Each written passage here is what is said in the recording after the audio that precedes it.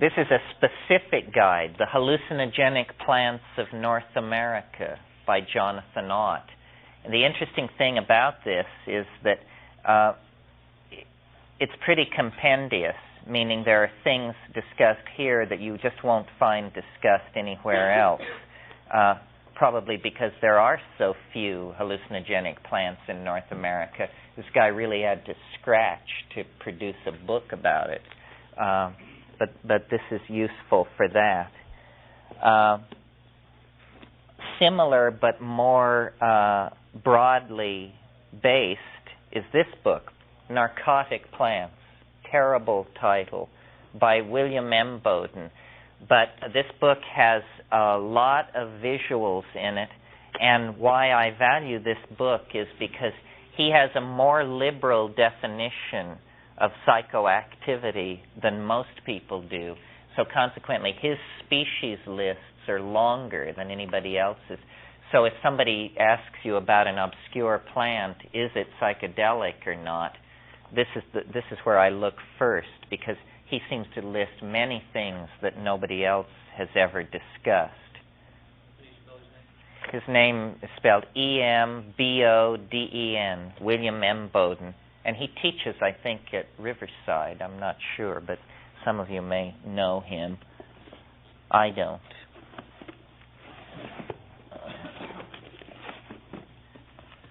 Then here's another one of these anthologies of writing about psychedelics, also by the same author as Flesh of the Gods, Hallucinogens and Culture, by Peter First. And again, this has articles on mushrooms, on the discovery of LSD, on ayahuasca, on cannabis and tobacco, the biochemistry of consciousness, shamanism as the religion, so forth and so on. Seems like every one of these authors then goes on to edit a book of their own favorite essays. Here's another one, Hallucinogens, Cross-Cultural Perspectives by Marlene Dobkin de Rios, who is a woman who's done a great deal of work on ayahuasca, published a book called The Visionary Vine, and I think another book called Ayahuasca, Mestizo Curing in an Urban Setting. Basically a sociologist, also I think at, she's at Fullerton, Cal State Fullerton. Yes, her first name is Marlene, M-A-R-L-E-N-E. Her last name is Dobkin de Rios, D-O-B-K-I-N space D-E space R-I-O-S. This book is published by the University of New Mexico Press. And then this is sort of the granddaddy of all of these anthologies.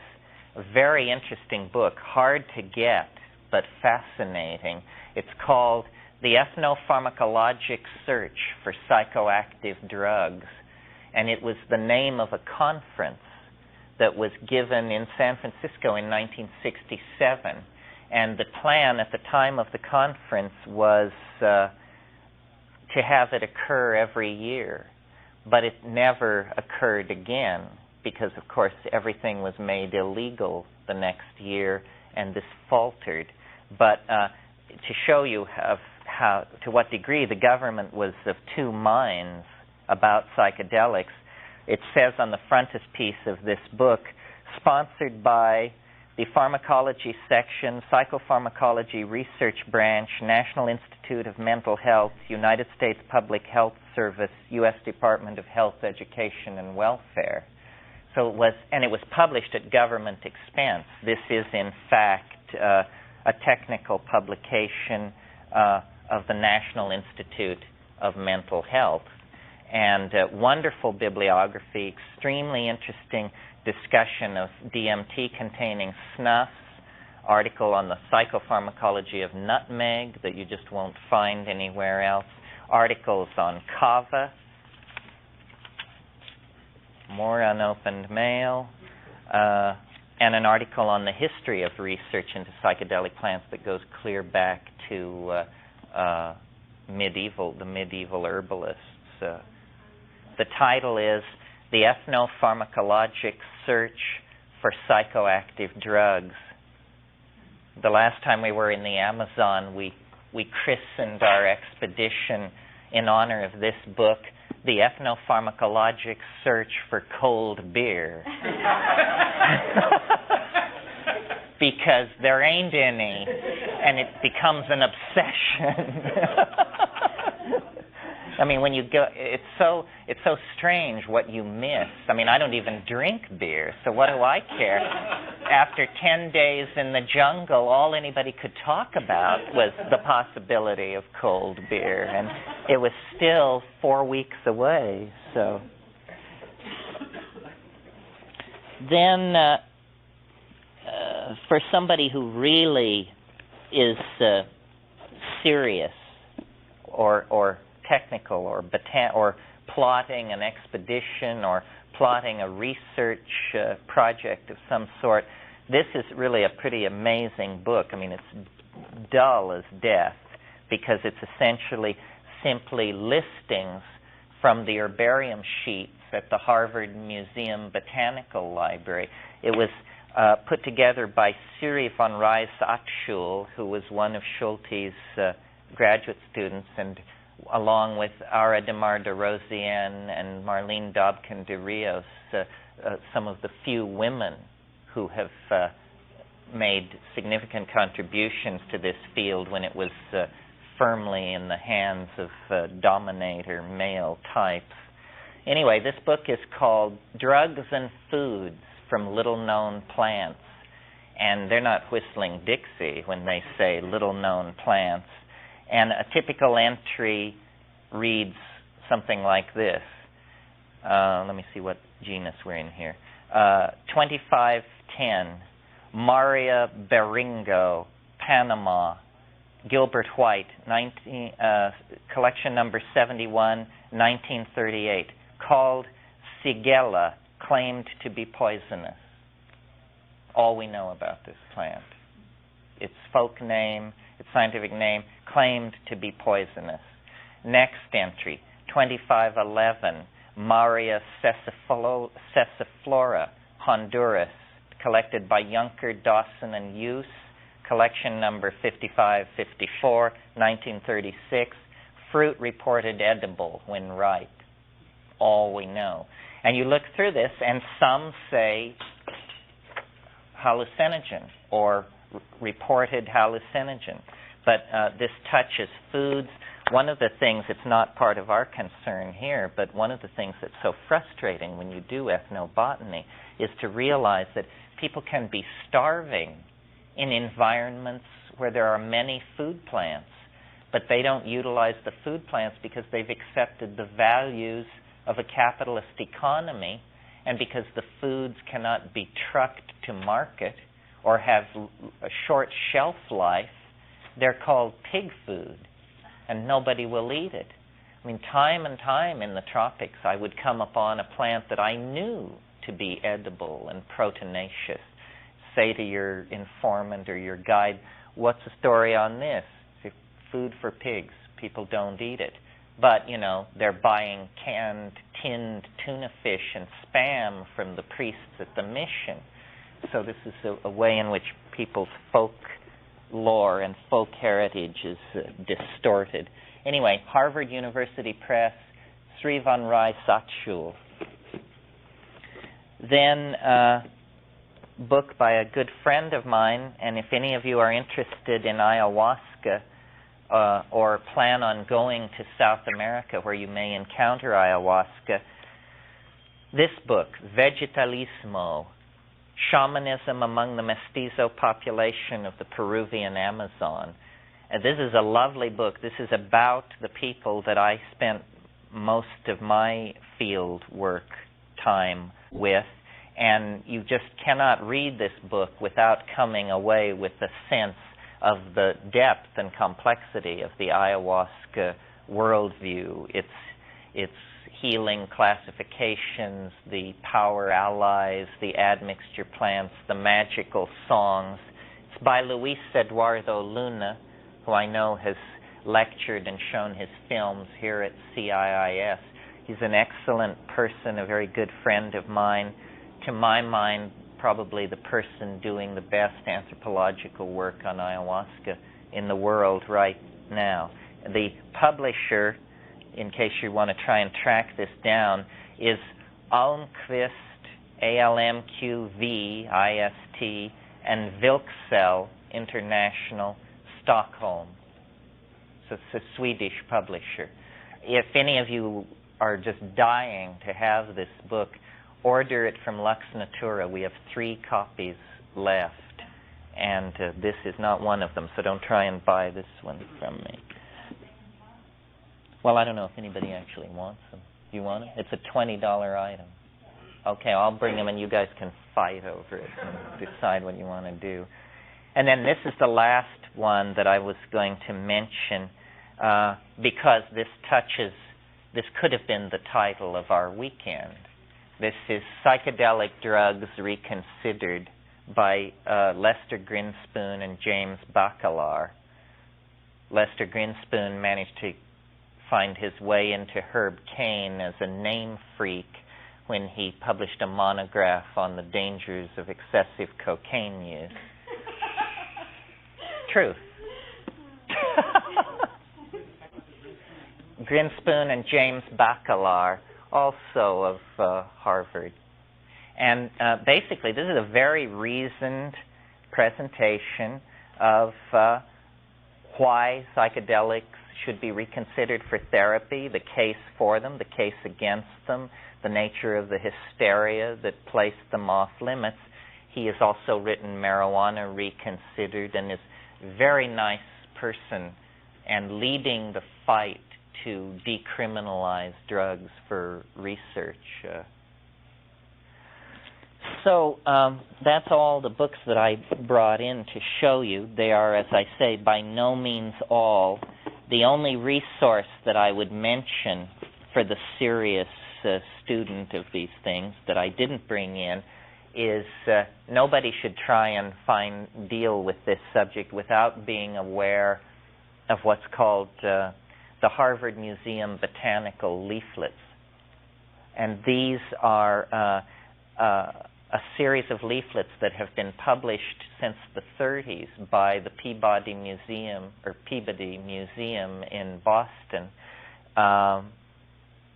So write to the Boston Museum Botanical Garden, say you want a list of the leaflets, and they cost between $1 and $4 a piece, and they deal all of Schulte's papers, all kinds of very hard to recover information is available there. And the list, there are about 180 of these reprints on all aspects of all psychedelics and some non-psychedelics as well. So it's important to have this information and to have it at your fingertips. People, the compartmentalization between areas of knowledge that impinge on this always amazes me. I mean, you get psychologists who don't know what an MAO inhibitor is. You get people combining things without knowing how drug synergies work. You get people, just not informing themselves on the importance of setting, dosage, psychic predisposition, so forth and so on, all vital matters that can impinge on how an experience develops. And if you will take the time to inform yourself, you will feel much more sure of what you're doing, and that in itself can alleviate confusion and negative reactions. Well, so then I thought what I would do is sort of go around the world and talk about these things a little to give you an idea of what is available, what's on the menu. And then we'll take a little break, a very short break, and then come back and talk about it. Can I ask one? Sure, absolutely. Did I hear you correctly that the liquid DMSO drinking 5 to 7 ounces a day for 5 days precipitates a psychedelic experience? No, did I say DMSO? That's why I was one clarification. Is it DMSO? No, it isn't DMSO. If I said that, I didn't mean to. It's dimethylacetamide. Oh, I thought you said sulfoxide. I may have said sulfoxide. Dimethylacetamide. And I can show you or here, you just, while I'm raving, you just look it up in there, find it, and satisfy yourself. Sharon? Yeah. Before you start, could you explain the difference between psychoactive, psychotropic, and psychedelic? Because I don't understand what they mean. Yeah, if I can. Psychoactive means exactly what it implies, that you can detect this compound as a higher cortical experience. That's all. I mean, to my mind, a higher cortical experience is a shift of mood, depression, elation, acute hearing, sensitivity to noises. All of these things could be classed as psychoactive reactions to a compound. Psychotropic is a word that I've never been very fond of, and it sort of came in late.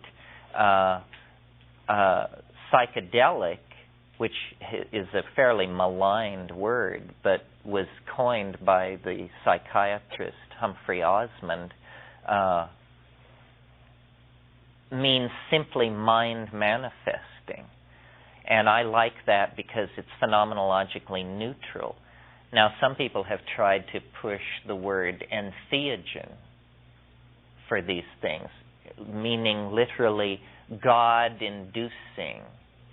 But to my mind, this carries a huge amount of ideological freight that we may not wish to buy into.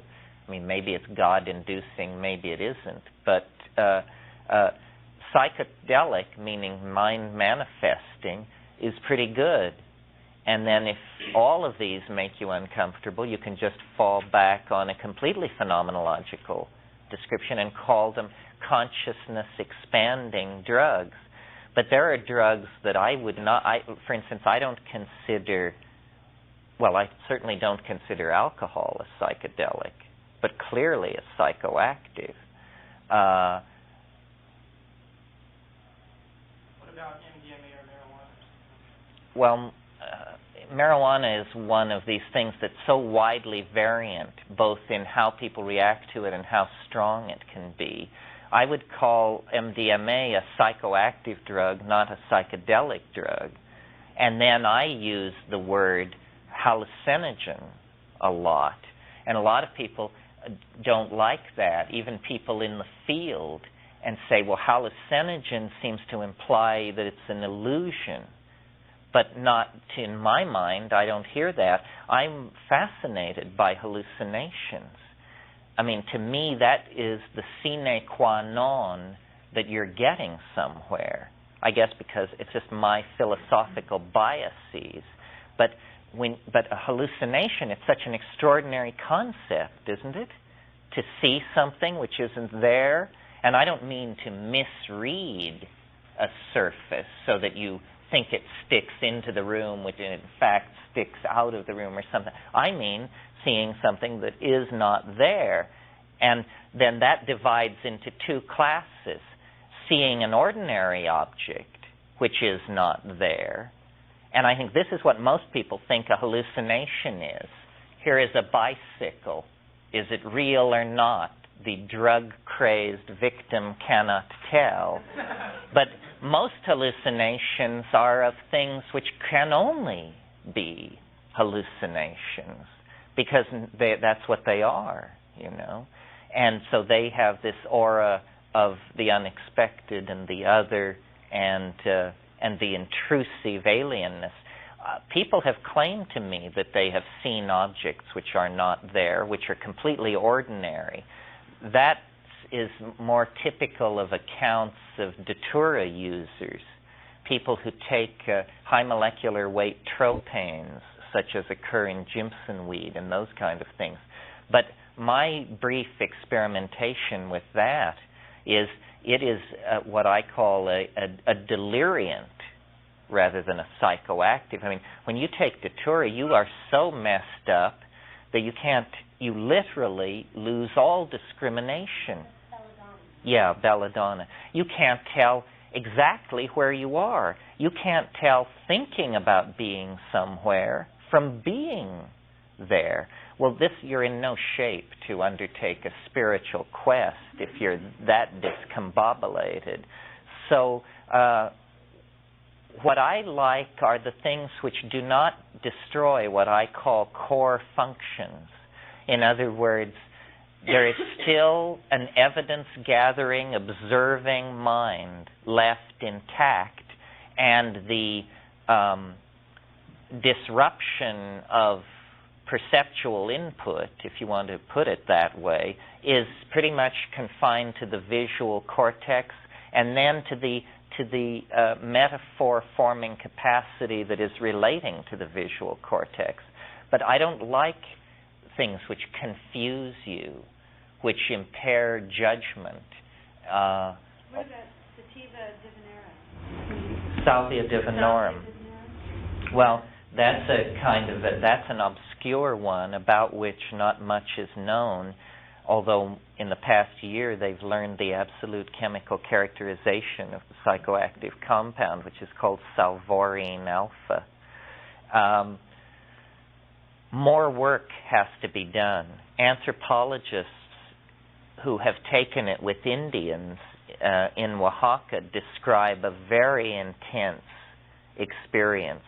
When we grew it in Hawaii and took it exactly the way these people said to do it, it was an experience, but it was not clear whether it was psychedelic or merely so physiologically active in such a complex way that you couldn't tell exactly what was going on. The impression, which was not mine, but Katz and a beloved dean,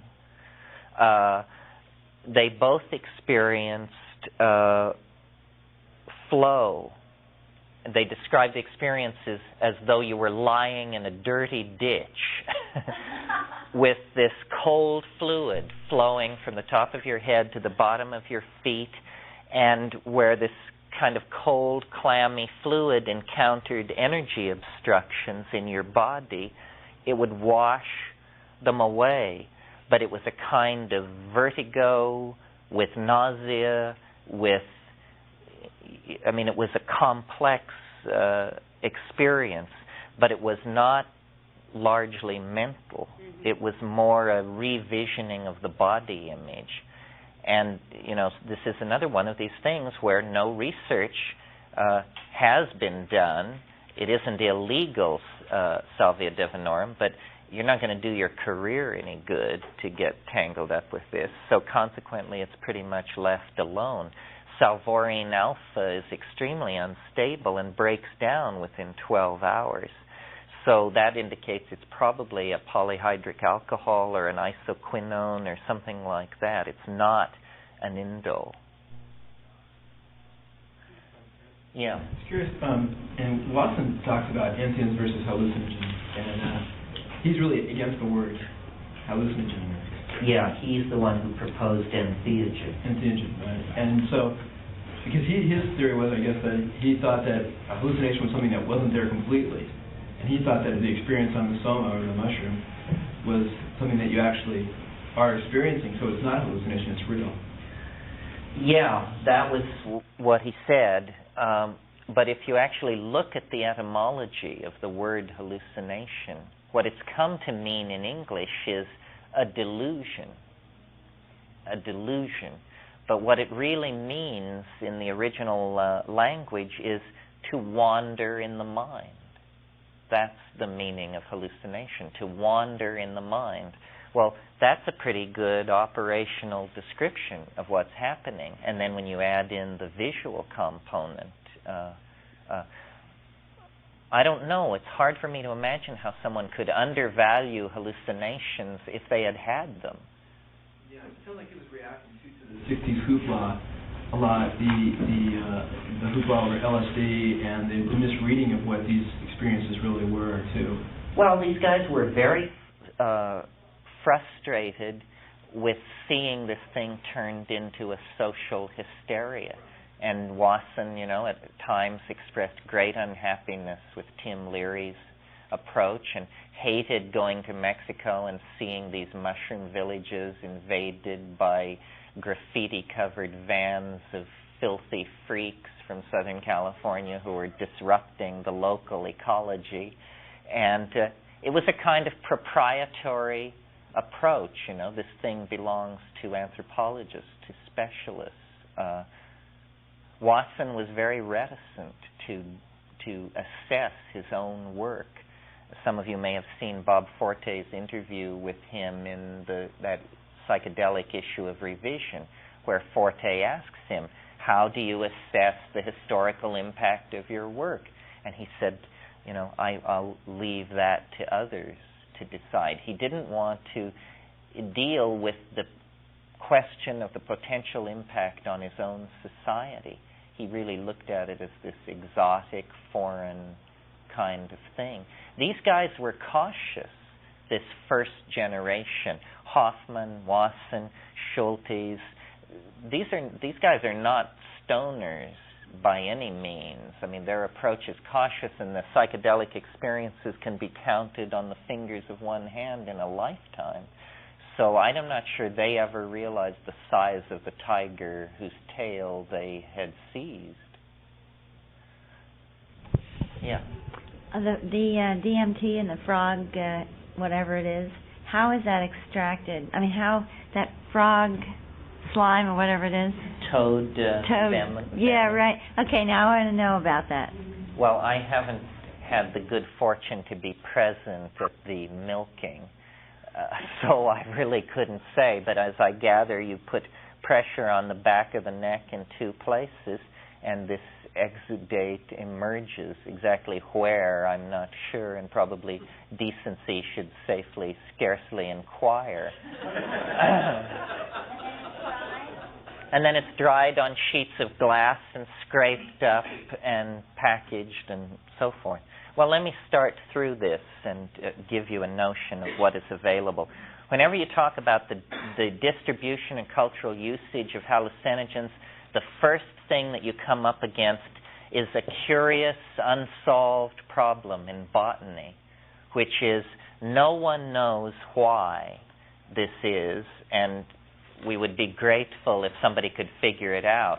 But for unknown reasons, there is a tremendous concentration of psychoactive plants on the South American continent. The South American continent has more known hallucinogens than the rest of the planet combined. Now, why is this? After all, the climax tropical rainforests of eastern Indonesia are at least as species-rich as the Amazon basin, and yet not a single powerful hallucinogen is known with certainty from the old world tropics.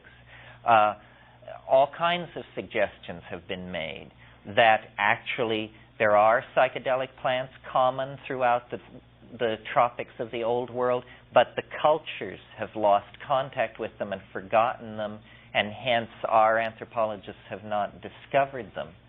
Or something in the soil of South America. Very improbable theory.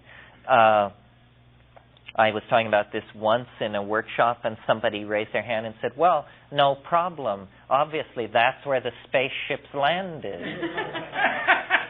Good. Well, we've solved that problem. Now we can move on.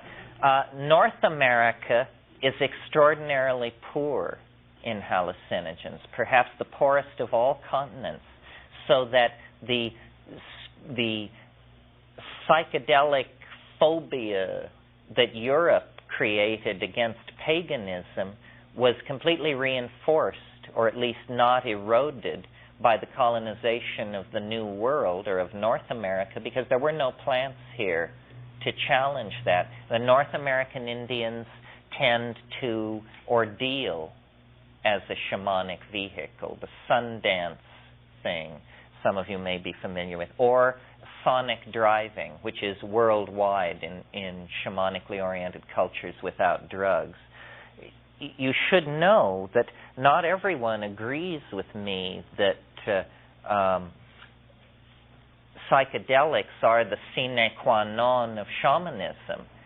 That's what Wasson thought, that you don't have shamanism unless you have psychedelics.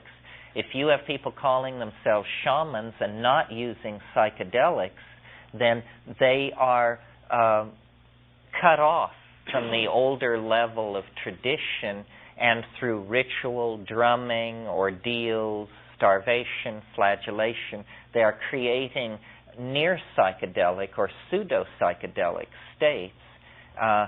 Now, a brilliant and respected commentator on comparative religion like Mircea Eliade, who I quote whenever it suits my purpose, totally disagreed with this and said no, what he called narcotic shamanism, which means psychedelic shamanism, the choice of the word tells you that the guy had a problem.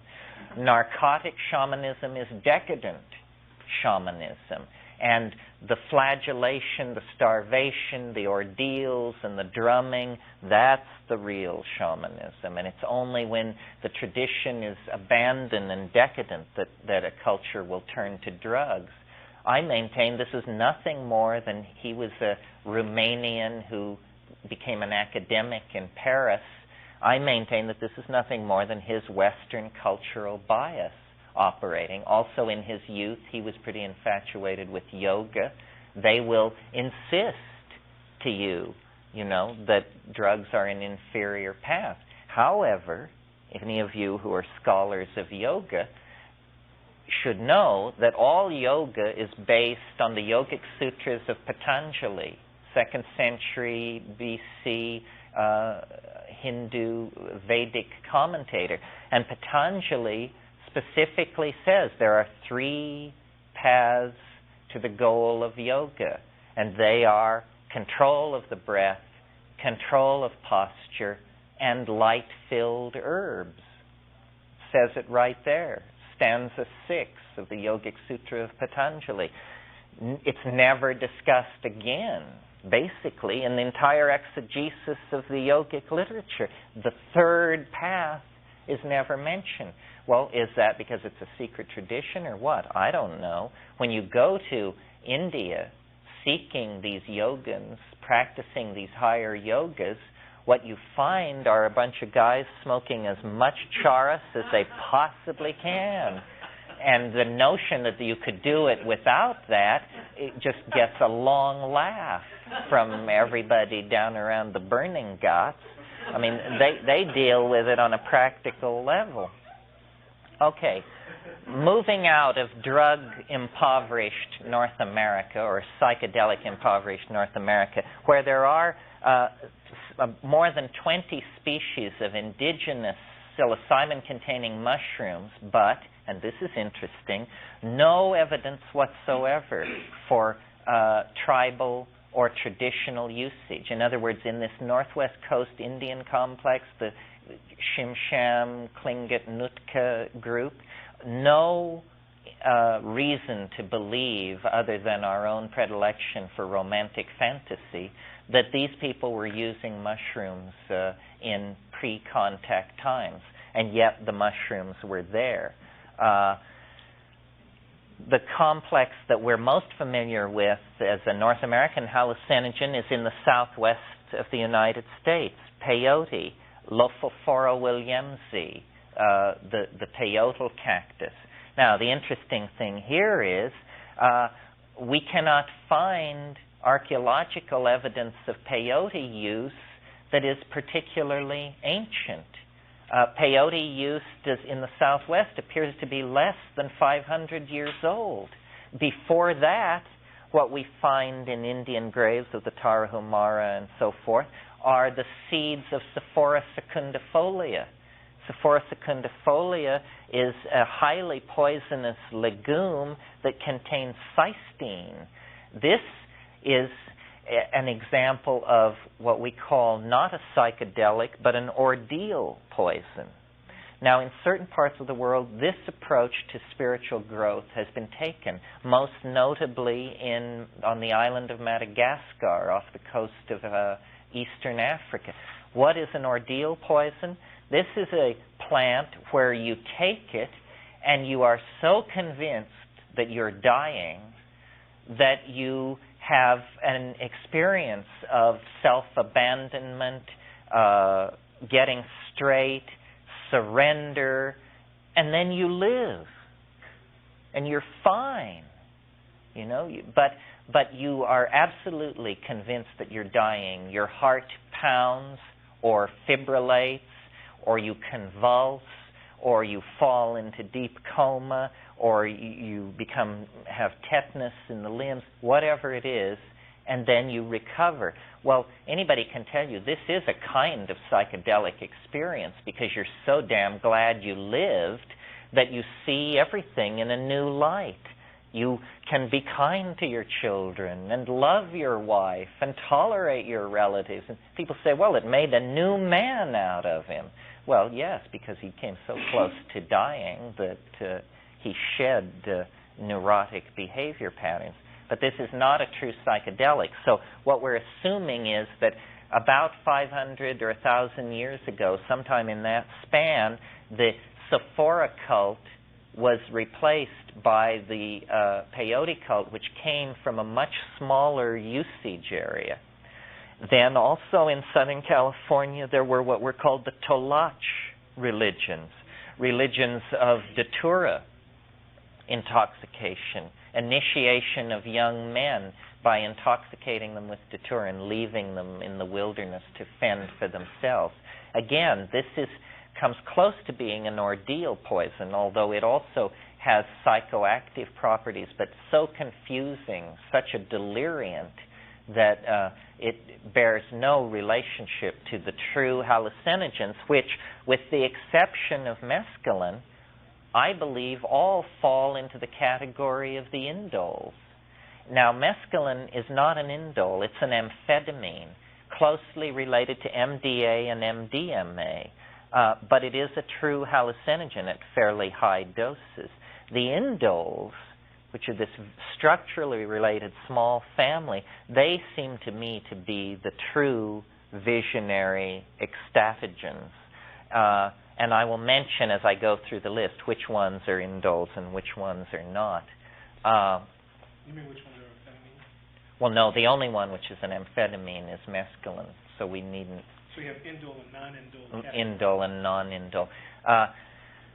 A kind of parallel phenomenon to the peyote cult of the Southwest is in the deserts of northwestern Peru. There are very large columnar cacti in the genus Trichoceros that contain mescaline. And they have been used for a long time, a lot longer than peyote. We have mocha ceramic dated to before 1000 BC, which show, in fact, doesn't somebody wearing, yes, this gentleman has the T-shirt. This is a Peruvian design. Point out yes, that's the chunk of San Pedro being held by this dwarf-like little demon. This is a fang demon, mocha design, 1,500 years old. Now, in central Mexico, we come upon the first of these large centers of hallucinogenic use in the cultural area in which the Olmec arose, were subsequently succeeded by the Maya, who were subsequently subjugated by the Toltecs. And the plants that were in use in those situations fall into two pretty well-defined categories. First of all, psilocybin-containing mushrooms of several species, and second of all, morning glories of at least two types, convolvulaceae, which contain LSD-like alkaloids active in the milligram range that are highly visionary. And there's considerable evidence in the Codex Vindobonensis and in some of the Mayan ceramics that this was a culture that made a very important place for hallucinogens, and that it was the privilege of the priestly class, and that their obsession with calendrics and astronomy and this sort of thing was also somehow intimately connected to their interest in the psilocybin mushrooms. And again, one of these botanical puzzles. Here is a cluster of 10 or 15 species in central Mexico of mushrooms, and a culture builds itself around them. A similar cluster of species on the northwest coast, the culture seems to totally ignore it and have no use for it. And nowhere else on Earth are there clusters of species of psilocybin mushrooms with a long history of use. Naturally, the export of cattle throughout the warm tropics has allowed the coprophytic mushrooms, the mushrooms which grow on manure, to be spread throughout the warm tropics. And then in places like England and France, you get the occurrence of the diminutive psilocybin mushrooms, lanceata. But again, only the most unconvincing evidence of traditional use. I mean, I am Irish, Celtic. I would love to have somebody come up with a bunch of evidence that ancient Celtic and Druidic art and magic was somehow related to mushrooms. But to date, the efforts have been unconvincing to any skeptic.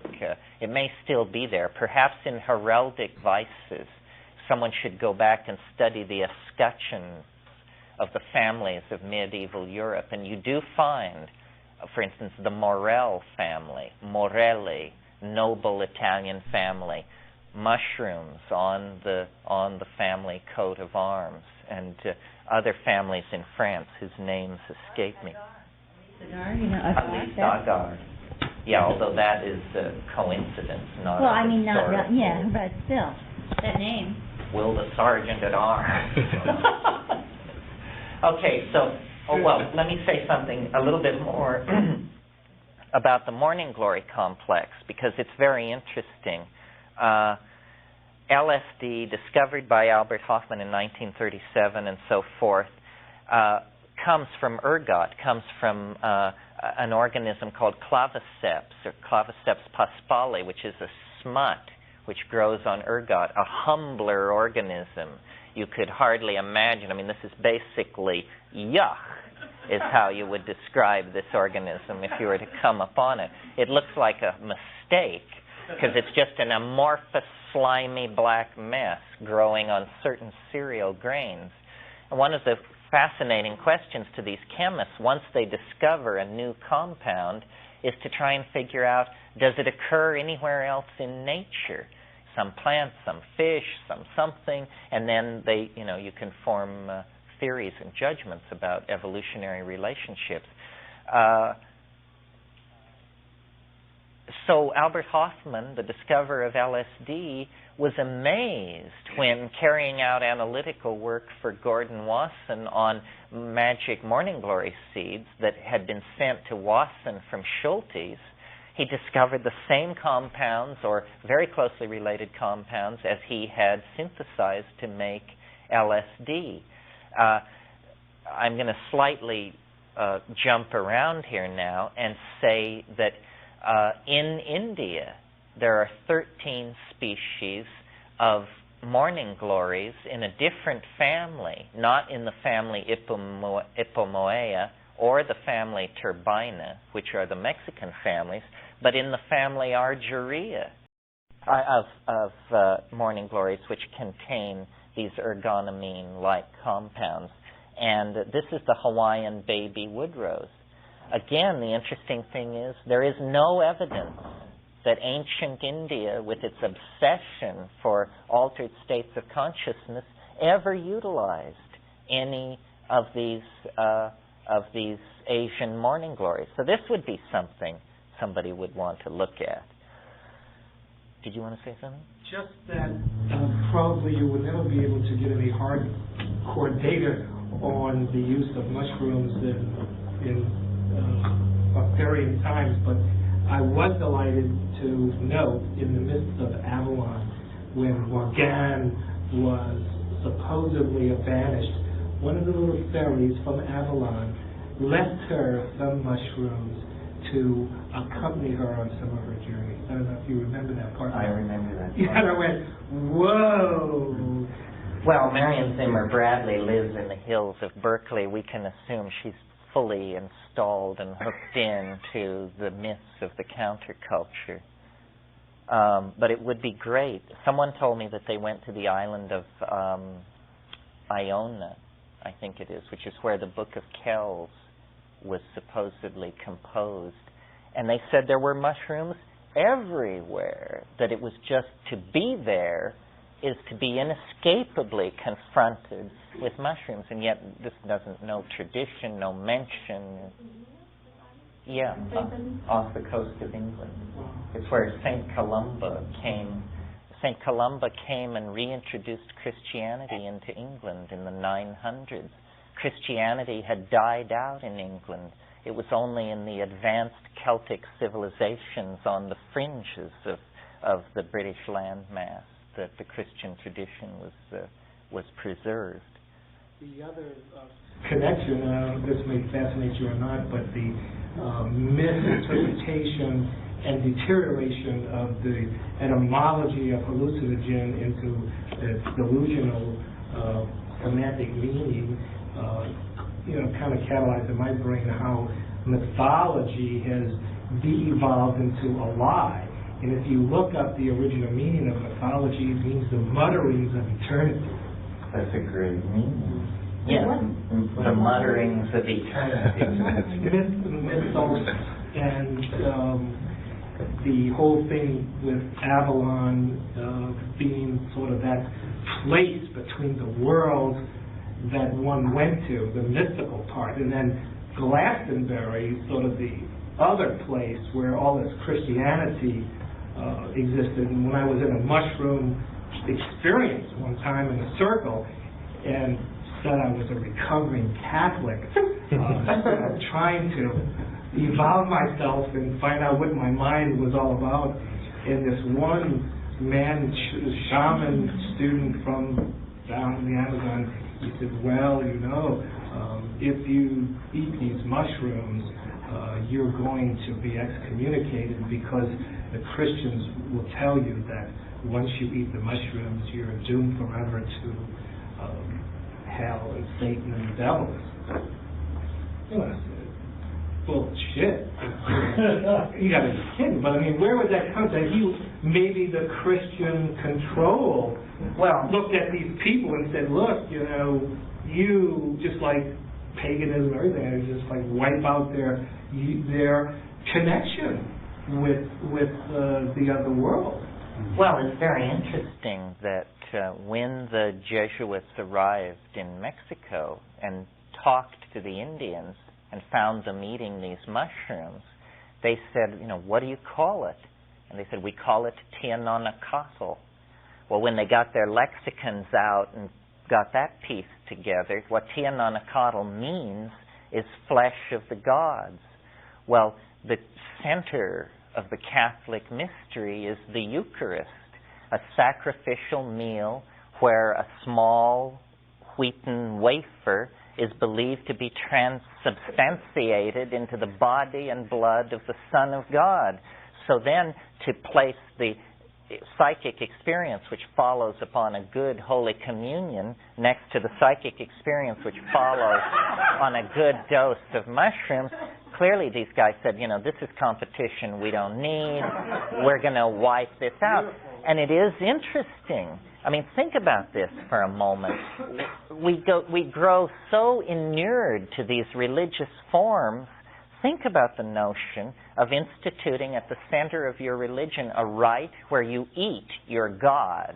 And that is what is happening in Christianity. It suggests that this sacrificial meal idea, which can be traced back to even to pre-exilic traditions in Judaism, is probably a memory of a relationship to some kind of psychedelic experience of some sort.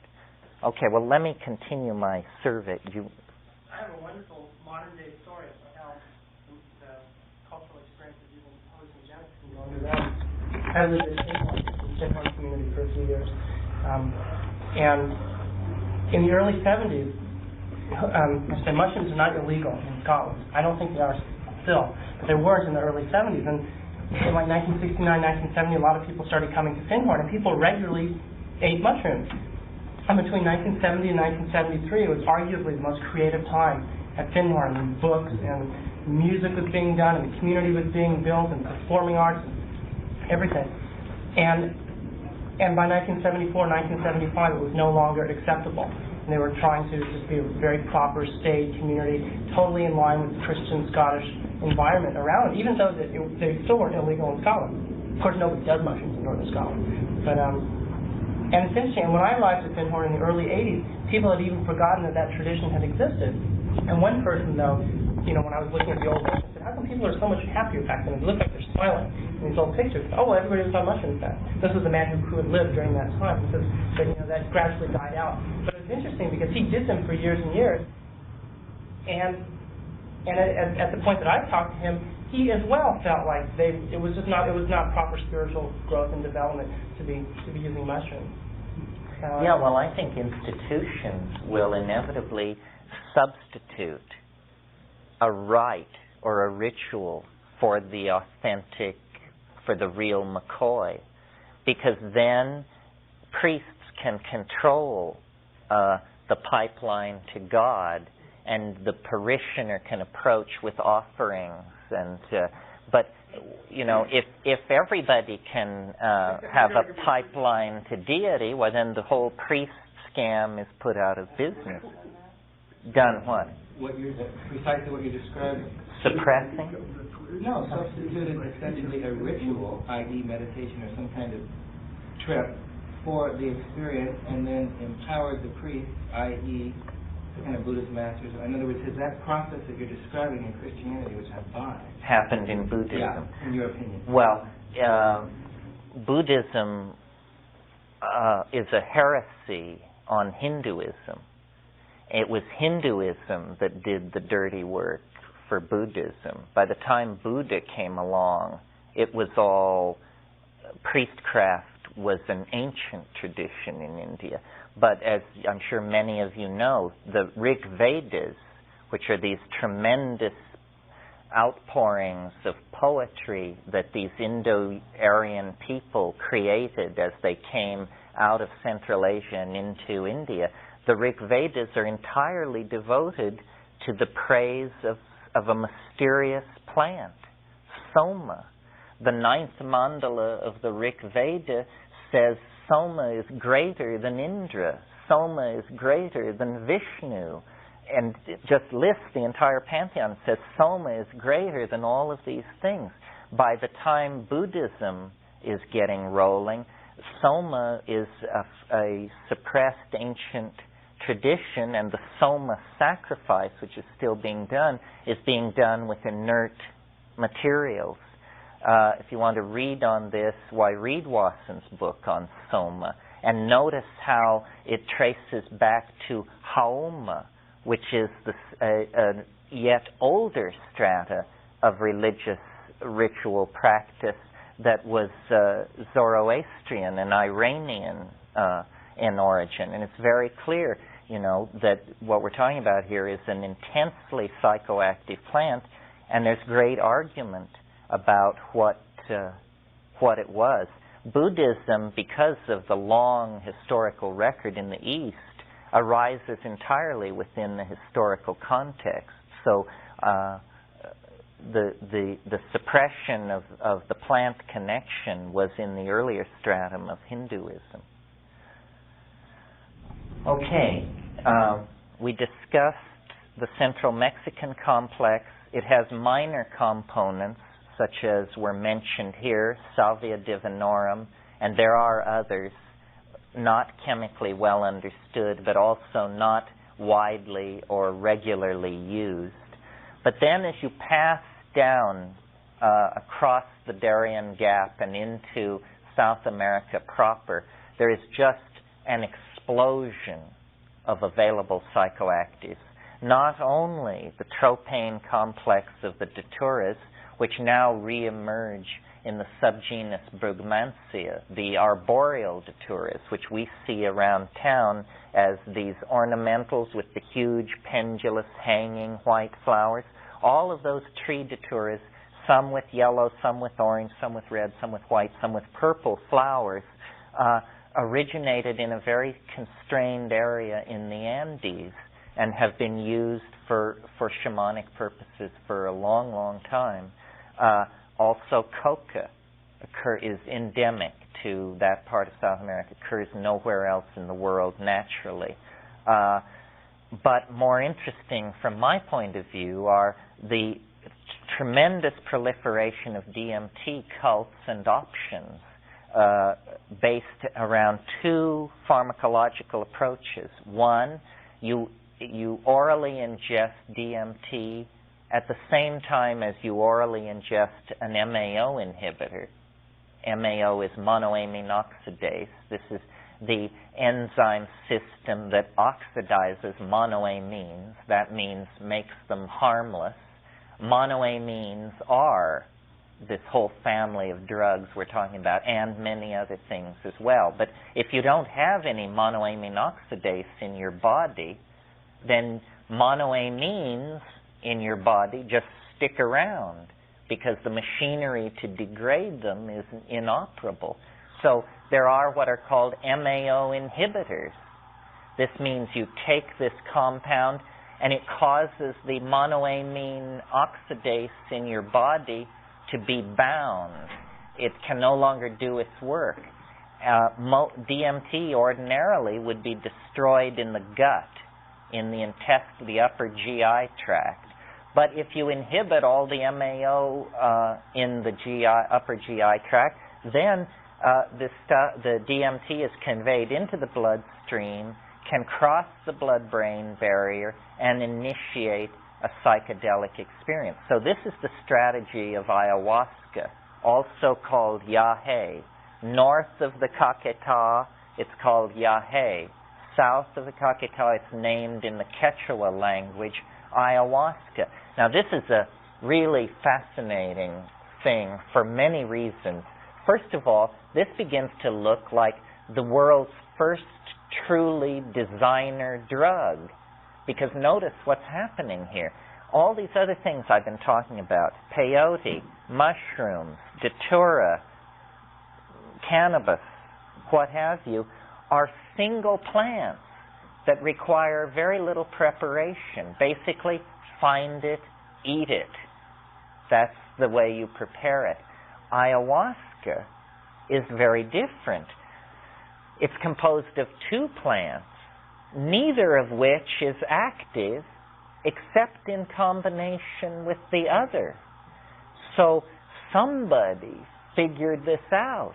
Well, this may not sound like such an accomplishment until you stand in the Amazon basin and look around you and realize we're talking 50,000 species per square mile.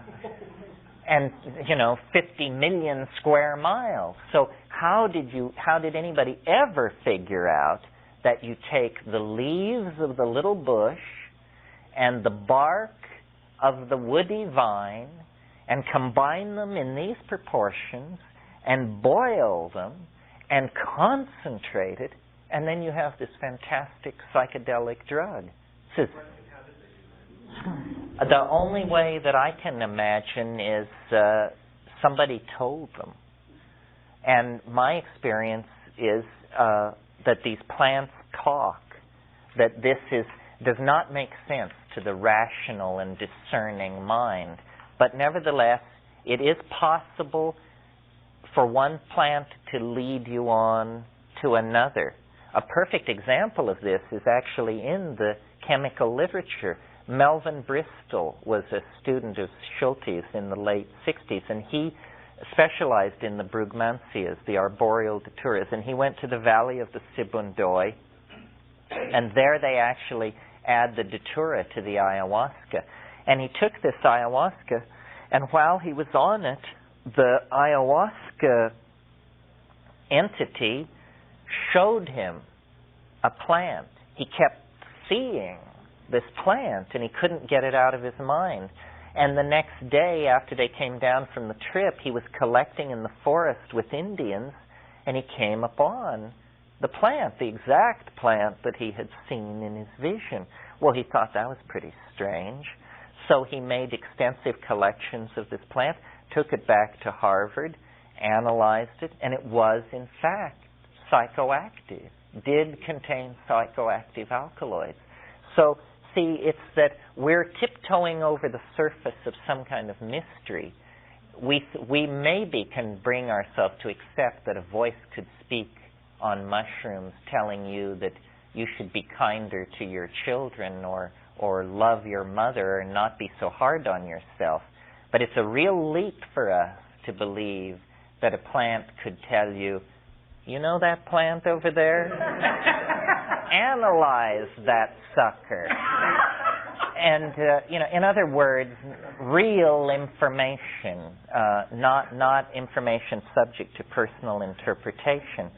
The whole of the Amazonian narcotic complex, as it's called in the old literature, is based on activation of DMT by one strategy or another, either drinking this ghastly beverage, as the literature calls it, the psychedelic beverage, ayahuasca, drinking this beverage, or as you go east into the lowlands, the ayahuasca complex is replaced by what's called the snuff complex. And it is based around a number of species of myristicaceous trees. The myristicaceae is the same family as nutmeg occurs in, though nutmeg is an old world member of the genus. But several members of the myristicaceae contain DMT in the inner bark exudate. And these Indians you go out before dawn, before the first rays of sunlight strike the tree, because when that happens, this resin retracts. So before dawn, and they then strip the bark from the cold side of the tree, and they actually put their hands on both sides and determine the coolest side of the tree. Then they strip these long strips of bark back. Then you take them back to the village, build a fire and let it burn to coals, and then spread the coals out. Lay these long strips of bark on the coals with the wounded side up, the clean inner side up, and this orange resin will be forced out of the bark and onto the surface. And then you can go along with a scraper of some sort, gather the stuff up, put it in a pot, cook it down, grind that in a mortar and pestle, and then you have a dandy paralytic arrow poison, which can also be honked up as an outlandish hallucinogenic snuff.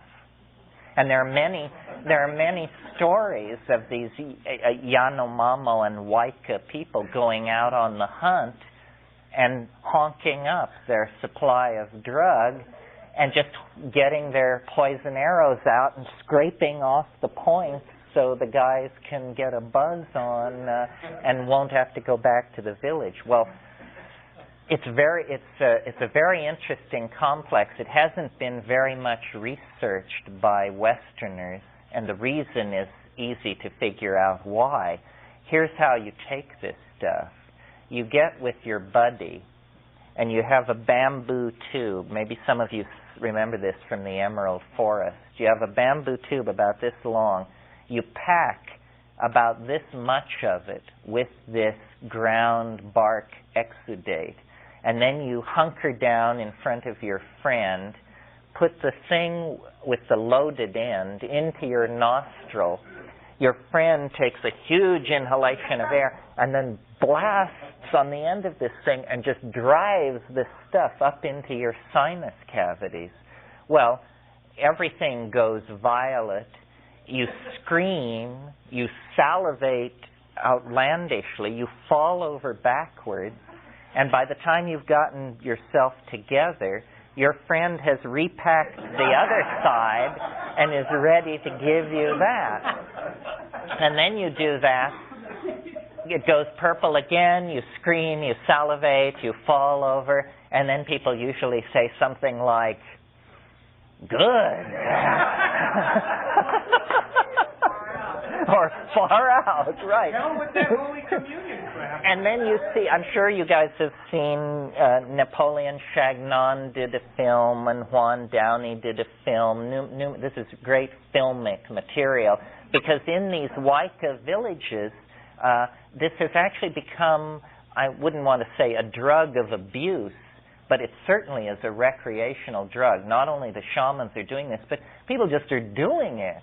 And you just see people leaning against walls with a line of saliva coming out of their mouth. And people just say, oh, he's doing the Epina. Oh, okay. And, people in various attitudes of consciousness and unconsciousness. And coca, of course, and which there's not a whole lot to say about coca. It's an interesting example of a psychoactive, non-psychedelic. The minute you hit the Amazon forest, they are so concerned that you've been misinformed about coca. They say, not a drug. This is not a drug. This is a food. This is a good food. This food makes us healthy. And there is some evidence that this is true, that cocaine bears very little resemblance to coca. Coca is not a spectacular experience. What I found was the way coca works is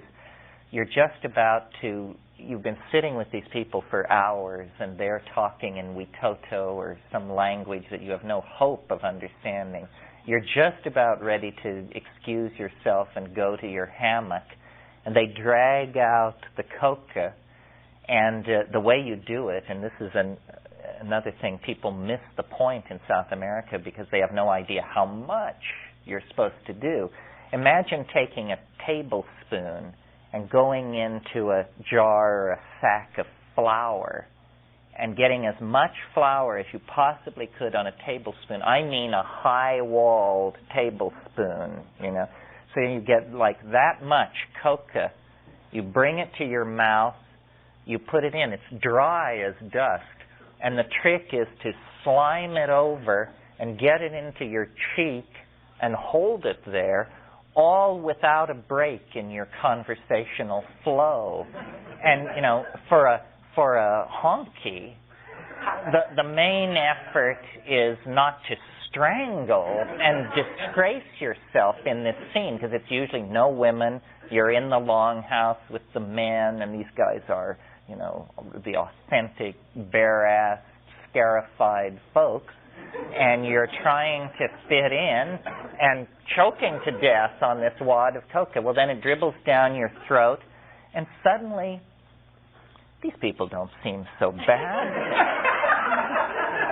This place doesn't seem so filthy, and you don't seem so tired, and maybe you can make out what they're saying, and in fact, maybe you'll just try out a little of what you've picked up on, and, and before you know it, you're the life of the party.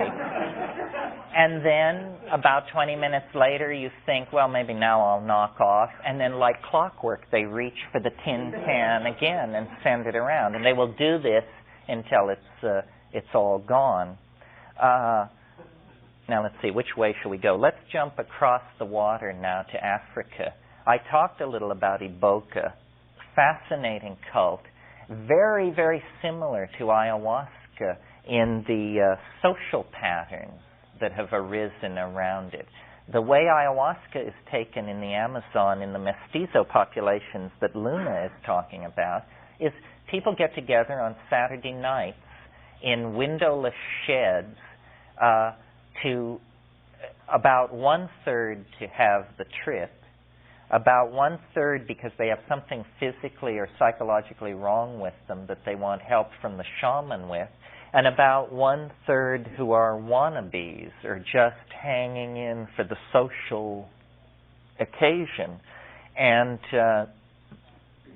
in Zaire and Gabon, where the Iboga cult is operating, this same pattern exists.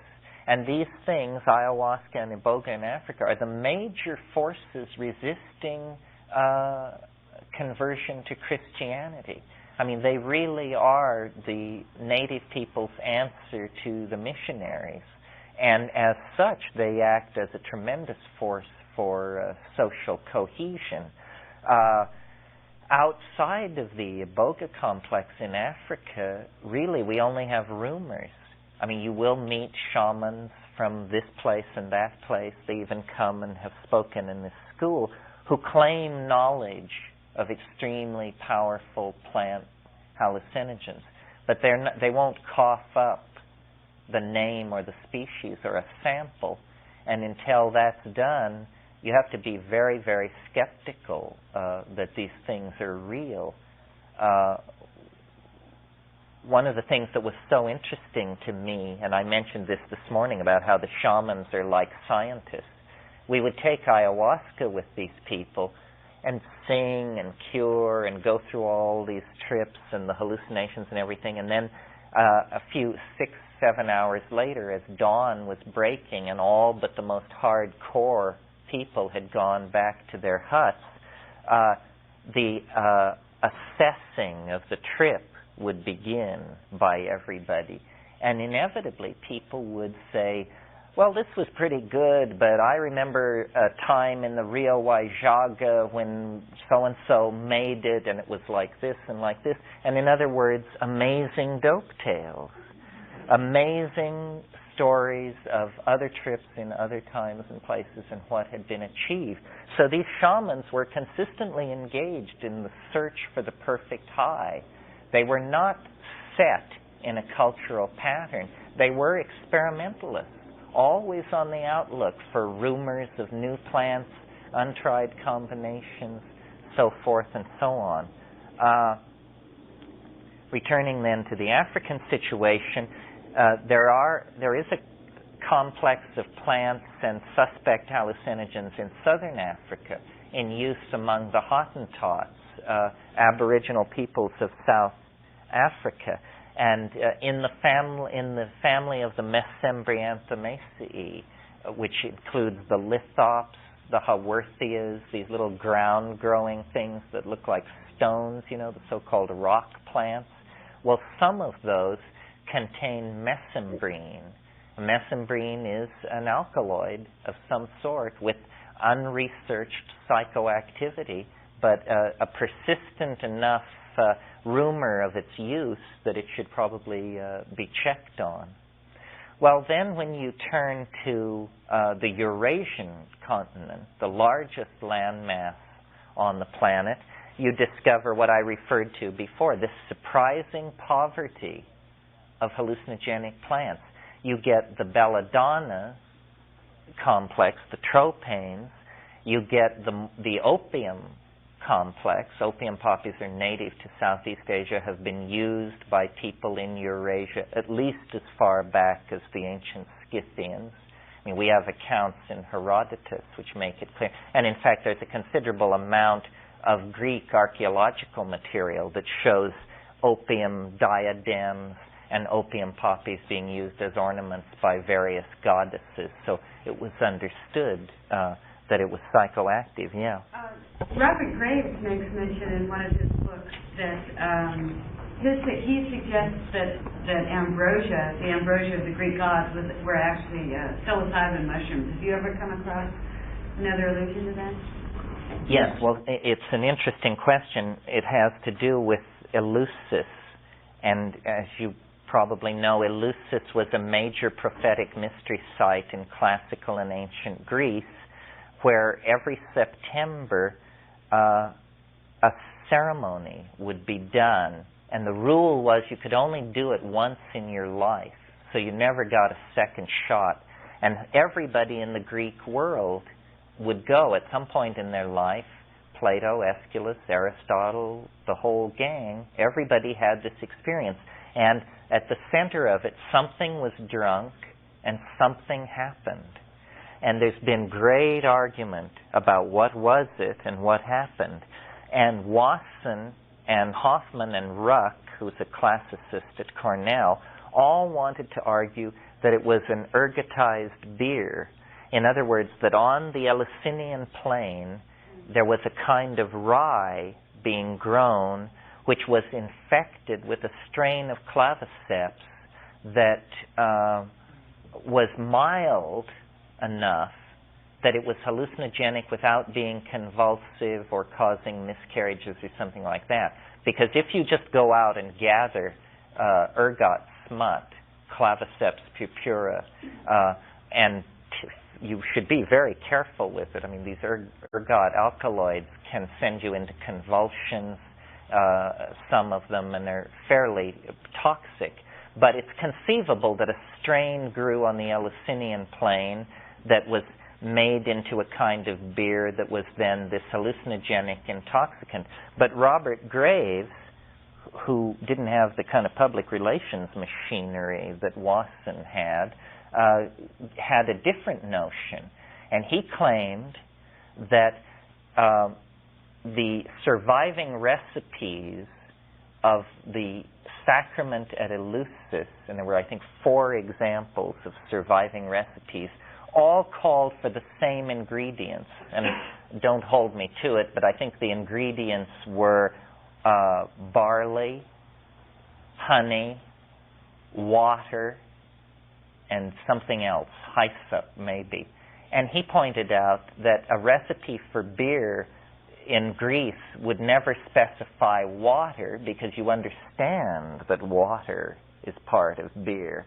So he said these words were code words, and that in Greek, the first initial of these 4 words could be arranged to spell the word muco, which is mushroom. Mucus, the part of the Indo-European language family, believes mushrooms are slimy. This is why the word mucus can be traced back to the word myco, mushroom, mykonos, Mycenae. In fact, means the land of the mushrooms. And so the role of mushrooms in generating the religions of early Greece is a completely unexplored area. It's never been fully thought through. And this is called an ogam, by the way, where you take the first letter of a list, and the first letter of the items of a list spells out a secret meaning. And it was a favorite trick of Irish bardic poets, which Graves was very much into that. But now here's a great project for somebody. We need someone to prove that you can brew a hallucinogen out of claviceps on rye. I mean, this ergotized beer rap, it's just a phrase until somebody puts the stein on the table in front of you. I mean, it would go a great distance toward trying to prove their case.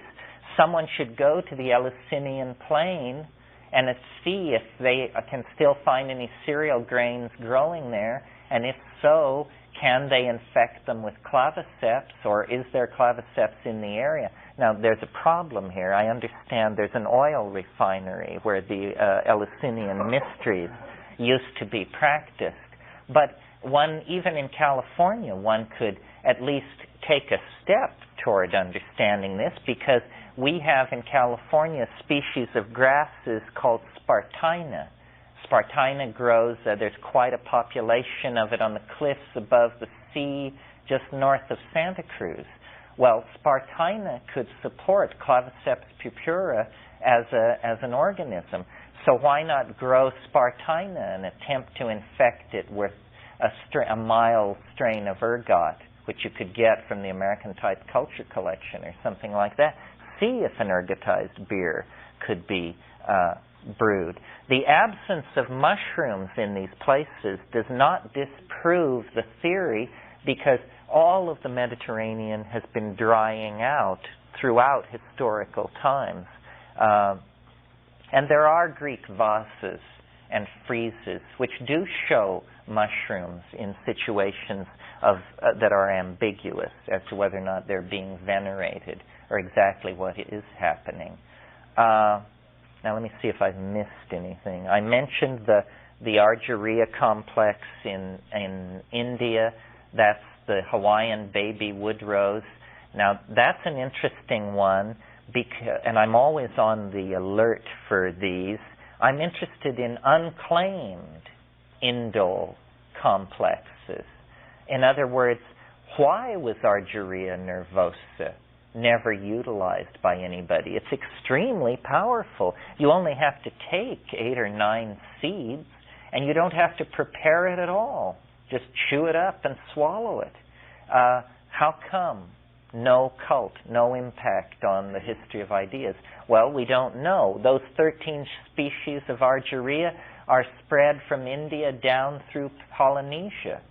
And it's called Hawaiian baby woodrose, but it was introduced into Hawaii 100 years ago. It has nothing to do with Hawaii. The only major complex that I didn't discuss is the cannabis complex. Now, this is one that is this is not an indole, and this is there are many anomalous things about cannabis. First of all, it's what's called a polyhydric alcohol, the only psychedelic polyhydric alcohol known to science. It's an extremely old plant. I mentioned last night the relationship of the metaphors of storytelling and weaving and language. And of course, hemp is a fiber plant. And we find hemp and mass go back to as late as PPNB, pre-pottery Neolithic B. At Çatalhöyük, there are hemp mats. Well, it's very unlikely with tossing waste from weaving into fires and the oiliness of the seed and so forth, that the psychoactive properties of this thing were not discovered. Cannabis originates in Africa. Originates in Central Asia. The original species is Ruderales. And then very early in prehistory, it divided into the resin race, indica, and fiber races, and then it was carried across the land bridge, presumably, into North America, and that accounts for the sativa variant, and so forth. Herodotus describes, interestingly enough, marijuana was used for thousands and thousands of years before it was smoked. One of the hardest things to wrap your mind around is the notion that until Columbus discovered the New World 500 years ago, no one in Europe had ever smoked or conceived of smoking anything. It was a New World cultural practice. And if you read Columbus's diary of when he landed in the New World, he was amazed. He wrote, "The natives drink smoke." That was the only way he could imagine. He said, "What are you doing?" And then, of course, it was less than 100 years before it was a major vice of the sophisticated raconteurs of Europe. Within 100 years of the introduction of tobacco into Europe, tobacco was being buried in the graves of Lapland shamans above the Arctic Circle. So the shamanic nature of tobacco was immediately recognized, even in the European context. Herodotus describes marijuana ingestion as a process somewhat like being in a sweat lodge and then pouring hemp seeds and hemp waste onto the hot rocks and letting it mingle with the steam in this closed space and deep breathing. But nobody ever had the notion of a pipe or anything like this. And it's very interesting, for many different reasons. One is that it's a new use for the human body, less than 500 years old in European culture. At Non Nok Thaw in northern Thailand, and in other Neolithic graves, they have found long bones, arm and leg bones, with burned out centers. And they don't know whether this was a marrow extraction procedure or it was a chillum, if you know what a chillum is a ceramic tube, narrow at one end and wide at the other, and you pack it with hash and tobacco, and then you hold it and you do this to it.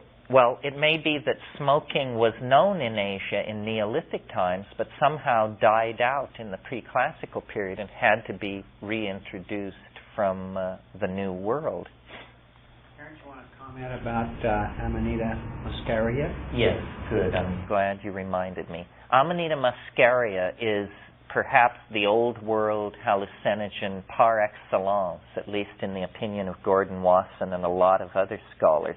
The problem with it is it's extremely difficult to get a reliable, positive experience from it. Now, the reasons for this are complex. First of all, it's geographically variant, it's seasonally variant, and it's genetically variant. So only if you have lived in an ecosystem virtually your entire life and have inherited the accumulated knowledge from the shamanic elders of your tribe are you going to know whether you've got a good one or not. Nevertheless, Gordon Wasson tried to argue that it was the hallucinogen, the prototypic hallucinogen of prehistory that was being used by these Vedic peoples who invaded India. In fact, he thought it was soma. I think, and I had correspondence with him about it before he died, I think the soma question isn't settled, and it could well have been a coprophytic mushroom associated with the dung of cows. After all, the role of cattle in Indian religion is very central, and in fact the role of cattle in early religion generally is extremely central. I mean, you do not get goddess religion in the ancient Near East without cattle worship. Cattle and goddesses seem to go very much together. And on the other hand, you know, the Dionysian Mithraic complex is a bull cult, and it too can be traced back into time till it's just lost in remote antiquity. So yes, that's the Arctic mushroom used by Siberian shamans, and it's been made the prototypic hallucinogen because Siberian shamanism was made the prototype of all other shamanism, only because some anthropologist somewhere decided that would be a good idea.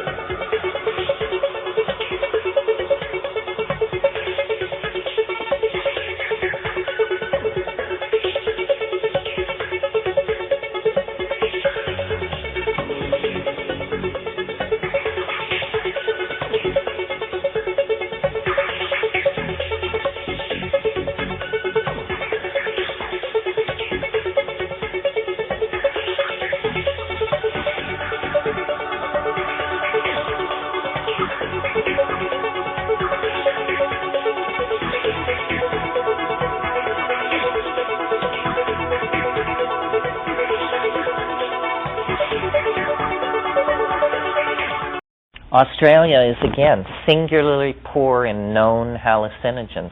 I always say in known hallucinogens because somebody could go out into these places and come up with something brand new, something that we've overlooked. This is a great challenge for field workers. And then the other thing I want to say, and then I'll stop for today, is just a bit about this issue about synthetics. Are all psychedelics the same? Are synthetics in any way inferior or superior to naturally occurring hallucinogens? And if so, why or why not? This controversy began for me as like an aesthetic issue. I just felt better about taking plants sanctioned by thousands of years of use, and but I didn't particularly feel that it was a strong distinction. But the more time I've spent with it, and the more time I've spent with Rupert Sheldrake's theory of morphogenetic fields, the more I come to see that I really think there is a very large distinction between synthetic and naturally occurring drugs. Now, it's not a distinction that you're going to get a chemist to agree to or a materialist. It is, as far as they're concerned, DMT from a plant and DMT synthesized in the laboratory are exactly the same thing. And as far as they're concerned, a synthetic hallucinogen such as, I don't know, ketamine, let's give it the benefit of the doubt for a moment, ketamine, and a natural hallucinogen such as psilocybin, the differences do not reside in the fact that one is organic and one is synthetic. But I think that these plants take people as much as people take the plants. So that when you have a mushroom trip, you not only are having a mushroom trip, you are contributing to the future mushroom trips of everybody in the future who will take this thing. In other words, you make a small offering on the altar, and that henceforth becomes part of the setting of the thing. So that when you take one, it's like the notion of the Tao of the ancestors. When you take one of these ancient hallucinogens, you are locking into the morphogenetic fields of all the people who ever took it. How else are we to explain the fact that when you take morning glory seeds, you are flooded with Mayan imagery of stair-step cities and hieroglyphed balustrades and people dressed in gold and Quetzal finery and all this, or that when you take ayahuasca, even in this culture, there is a very strong impression of the jungle, of jaguars, of rivers. These things are coded into these compounds somehow. So it seems to me it is, without talking about issues of toxicity and pharmacological uncertainty, it's the content of the naturally occurring hallucinogens is much, much richer. And then one last point that I want to make to sum up this geographical survey of what is available is to say, again, another research frontier is China. There is very little evidence of any use of hallucinogens in China, and yet there are clues. There are clues that mushrooms were understood, that other plants may have been used, the knowledge of which has been lost. And the Cultural Revolution did a pretty thorough job on wiping out this kind of traditional Taoist shamanic data. But a very simple way of focusing the problem is to say there has never been reported from China a psilocybin-containing mushroom. And yet I'll bet if a reasonably informed investigator were to go to southern China and spend no more than 2 or 3 months off the beaten path talking to country people, I'll bet you could come up with 6 psychoactive mushrooms with a history of folk usage. It's simply the question has not been asked. Well, we are going to not have a clear understanding of the historical development of Chinese thought and institutions unless we know what their relationship to the invisible world precisely was. And I think the indigenous tradition of shamanism, which became then Taoism, which became the real substratum of Chinese religion while it weathered various late grafted variants and foreign imports like Buddhism, But that native stratum of Taoistic shamanism hints very, very strongly that there were psychedelic usage of these plants in ancient China.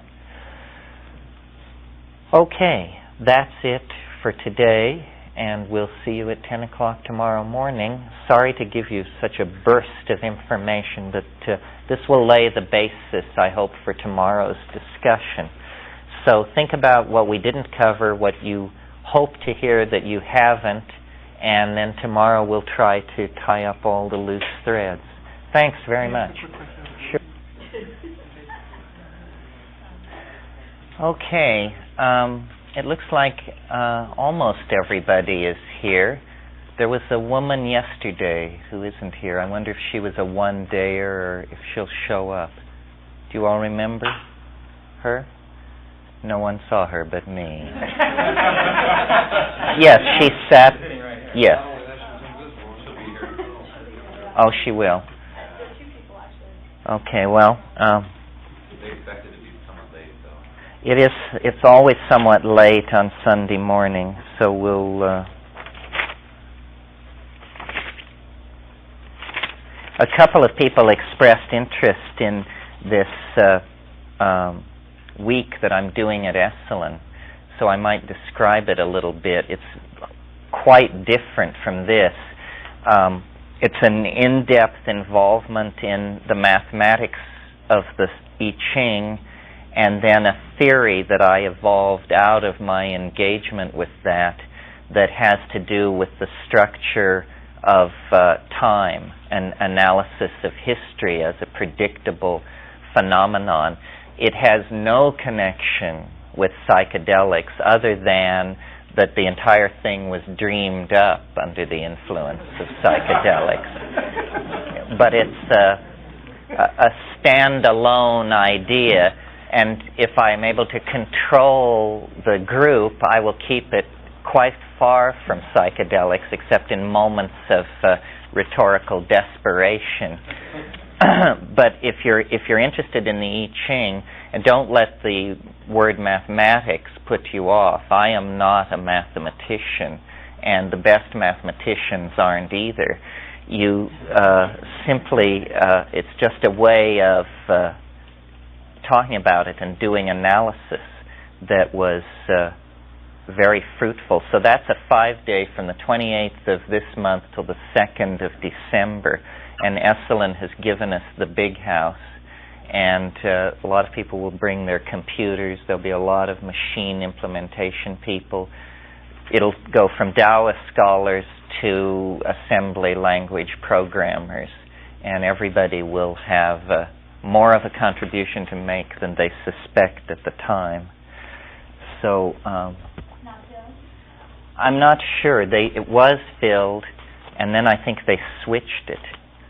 So, because I thought it was going to be at Fritz, but I don't know. Call them and see. That's all I can say about that. Seems like there was something else.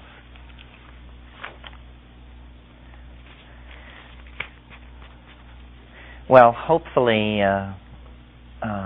you turn some of this over in your mind in the time that we've been apart. I certainly did, in the sense of trying to figure out what I had missed and whose concerns had not been met. And what I came up with was your interest in the specifics of time, place, and manner, which should certainly be covered because it's operational information. Talking about the various visionary plant complexes that we talked about yesterday,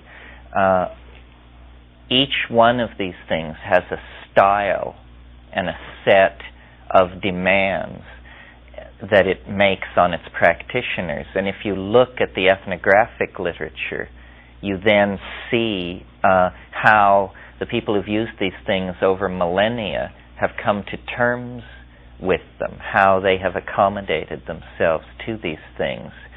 For for instance, in the Iboka cult of Gabon, what is aimed for is early on in the involvement with the plant, a massive dose is taken, and they say it splits your head open, and you never have to take very much again, because somehow a creed or a predilection has been created, and then you are initiated into this. When you read the ethnographic literature, it's hard to believe how much they say they are taking. I mean, there's a saying in Gabon, Bawiti, which is what they call Iboga. Bawiti begins at 60, and that means 60 grams.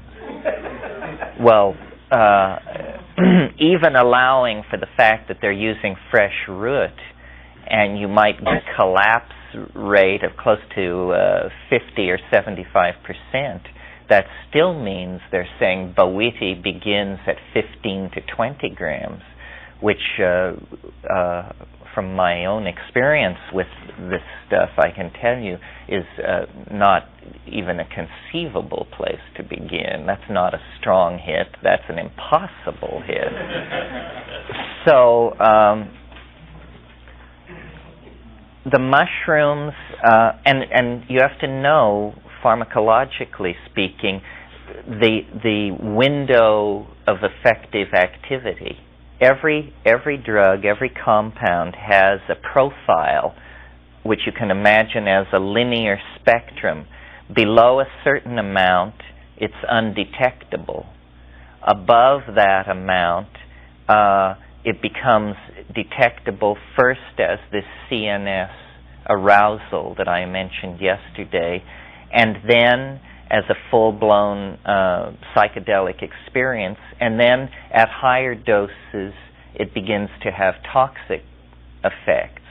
All drugs are toxins, and people often make the mistake of thinking that if you have a toxic substance and you take half of it, then it's not toxic, because there is no you don't register its effects. But of course, everything is incrementally toxic. Now, some things are very safe, have a great range of effectiveness, well below the range where any toxicity begins to set in. Other compounds are active as psychedelics at a level just slightly below the level where you're going to begin to have toxic effects. So you want to know what the profile is of the particular substance that you're thinking of taking. In pharmacology, one of the parameters that they establish is what's called an LD50, which is a fairly unpleasant concept, which you should nevertheless be informed of. LD50 means lethal dose 50. This means we have 100 mice, and we give them an unknown drug. At the point where half of them die, that is the LD50 dose of that compound, and there's an LD100, an LD10, and so forth. What you want is for the LD50 to be tremendously high relative to the effective dose. Now, the perfect or model compound in that case is, of course, LSD. LSD is active at the 25 microgram range, 25 gamma. A microgram is a millionth of a gram. It's well below a smidgen.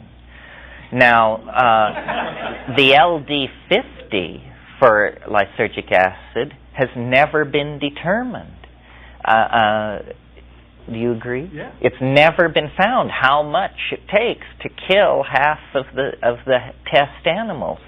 So that makes it a tremendously safe drug if mortality is the only concern. But of course, I think what most psychedelic trippers eventually realize is mortality is rarely at risk in psychedelic experiences. What's at risk is sanity. And, being nuts is not as bad as being dead, but nevertheless, it can spoil your entire day. So, and it's very reassuring, having taken a compound like psilocybin and to have become totally convinced that you are dying, to just remind yourself that the LD50 is 200 times more than you took, and therefore it's impossible, and you merely have to discipline the hind brain and take control of your fear, and then you will be all right. I wish somebody would have told me that. and you're a pharmacologist. But when you're in it, you really think you're dying. When you're in it and you think you're dying, you weren't able to say to yourself, yeah, I did. now see here, no one has ever died at this dose level, and well, it is a question. You start imagining that perhaps there was something in there that wasn't just psilocybin. Oh yeah, that's a good point. Or your heart can't bear it. I thought I had tachycardia, and I thought my heart was going to explode. Pound right out of your chest. That you make a point which I want to elaborate on. We've talked so much about hallucination here, and always because of my particular bent, which I have unconsciously transferred to you, we're talking about visual hallucinations.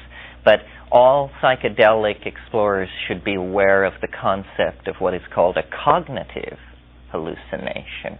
This is a much more insidious phenomenon. This is quite simply an out-and-out delusion. The commonest form of cognitive hallucination goes like this. You take mushrooms. An hour and 20 minutes into it, it's getting mighty, mighty strange. And this is especially a problem with first-timers. And you realize, with the force of revelation, that you didn't take psilocybin. You took a poisonous mushroom, and now you are going to die. This is an out-and-out cognitive hallucination, which is as real as a belief. But it's not a disturbance in the visual field, it's a disturbance in the cognitive machinery. A story, a friend of mine had never taken mushrooms and was very concerned about how to do it, and got the instructions from me. Silent darkness, quiet room, stay sitting, and took them in his room in silent darkness, and at about the hour-and-a-half point, realized with a demonic chuckle that I had been kidding. I had been putting him on, and actually had told him to stay in his room because we were preparing a surprise party for him at the bar 2 blocks down the street. And chuckling to himself with this realization, he showered, dressed, and went down to the bar 2 blocks down the street, pushed open the door and said, "I'm here." And the guy behind the bar said, "Oh, really?" Well, the trip got wilder from there, because in the wake of disconfirmation of one of these cognitive hallucinations, people tend to become confused, paranoid, and upset. So you have to continuously track your mental processes, and it's really good to stick with whatever rules that you've laid down for yourself. I actually apply this technique in my own life. If I get to the place where I cannot understand what is happening, I try to think back to the last moment when I did understand what was happening, and then do what I said I was going to do then, having given up on understanding it in the moment. The practical fallout from this in terms of psychedelic research is what we call the chain to a tree technique, which is where you just chain yourself to a tree and providing you don't hang yourself with the chain, this cuts down the possibility of doing something peculiar. Psychedelics tend to be, this doesn't tend to be a problem, but for instance with Datura, the best intended and most together people lose it completely and then come back into it 12 or 24 hours later to just survey the swath of wreckage that they have cut through their own and other people's lives. I had a friend years ago, a very diminutive, attractive woman who took Datura with a couple of boyfriends, waited hours and hours, nothing happened. They finally decided to go to their homes. She walked them down the stairs, said goodbye to them at the top of the stairs. It actually happened in the Haight. And that was the last thing she remembered until she came to on the 6th floor of the federal building in the San Francisco County Jail, and the charge was assault on the arresting officer, and the evidence was the officer's thumb, which had been bitten off. So she was, an Antioch PhD in medieval literature. So it happens to the best of us.